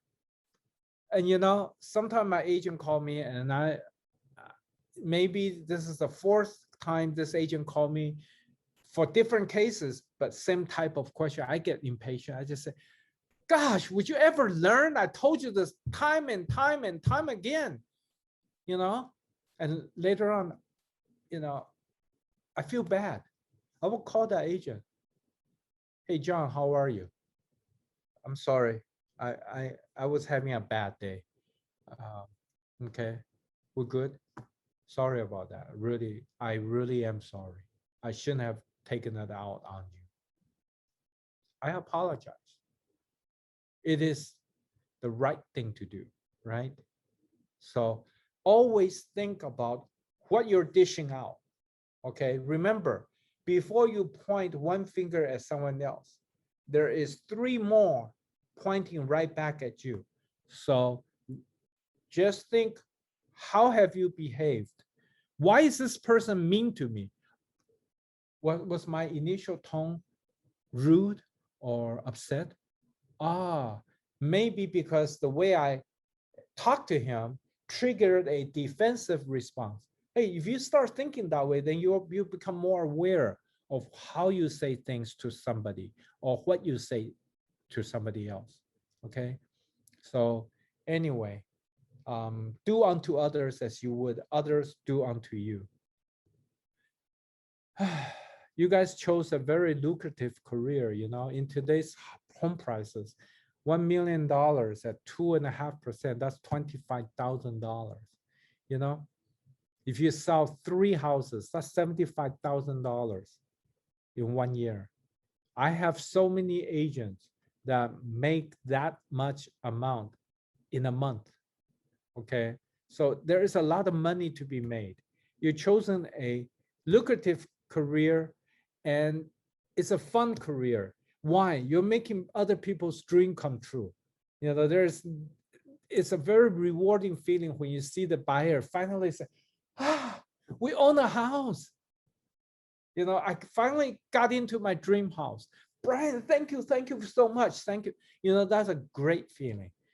And despite of the competitiveness, there's still a pot of gold at the end of the rainbow. Go chase after it. Go and have some fun, make money together, and hopefully I never see you in any kind of compliance hearing, because I'm one of the compliance hearing officers for West and Gabriel. So anyway, have a wonderful, wonderful career.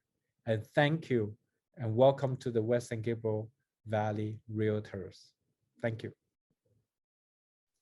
Is there any other questions in the chat? I just have one question. What do we do with the SELM document? Do we have to put it anywhere?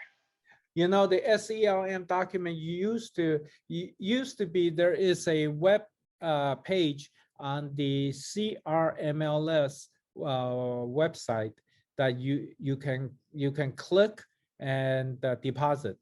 But I believe they have done away with that since the coming soon has been implemented. But you need to have that SELM signed at the same time that you sign your listing agreement.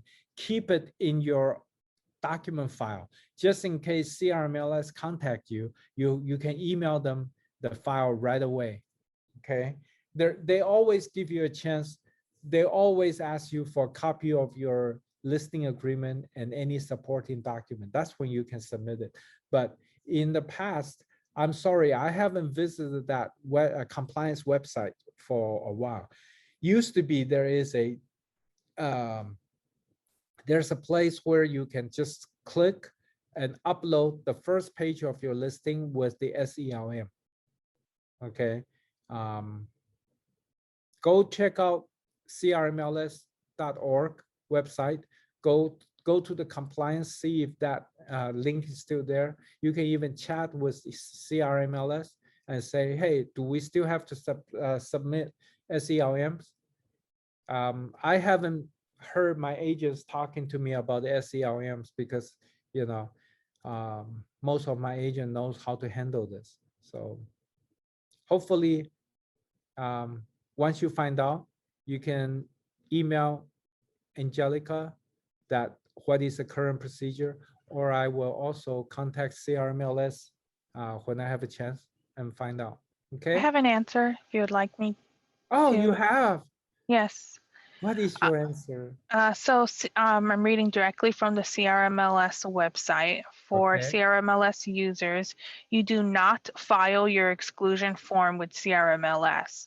Instead, you register your listing agreement in the MLS within 2 business days. So it's not active, it's just registered. And then for step-by-step instructions, you can visit crmls.org/compliance. And yes, you will get a copy of the presentation in a recorded version. Thank you. Thank you. Any other questions? If not, everybody have a wonderful, wonderful weekend, and see you around in the field. We have one, Brian. It came in at the last minute. I apologize. No problem. No problem. No problem.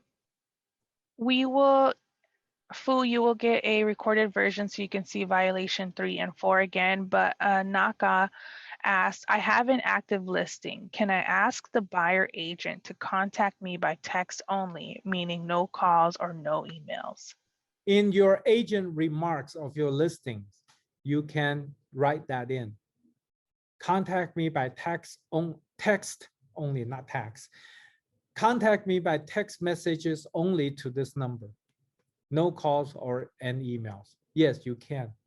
Your agent remarks is your communication to anyone who sees the listing, and it's up to them to follow that. Okay. Thank you so much for attending the new member orientation. And you will receive an email with information on how to get the $50 orientation refund back, as well as the recorded version and resources discussed in this orientation meeting today. I want to thank Kevin Kwan and Brian Chen for giving us this very informative and great presentation. You all have a great day. Thank you And so I much. want to thank Angelica Morales for a wonderful hosting of this program, even though her name is showing as Albert Tran. Thank you. Everyone have a great weekend. Bye-bye. Bye-bye.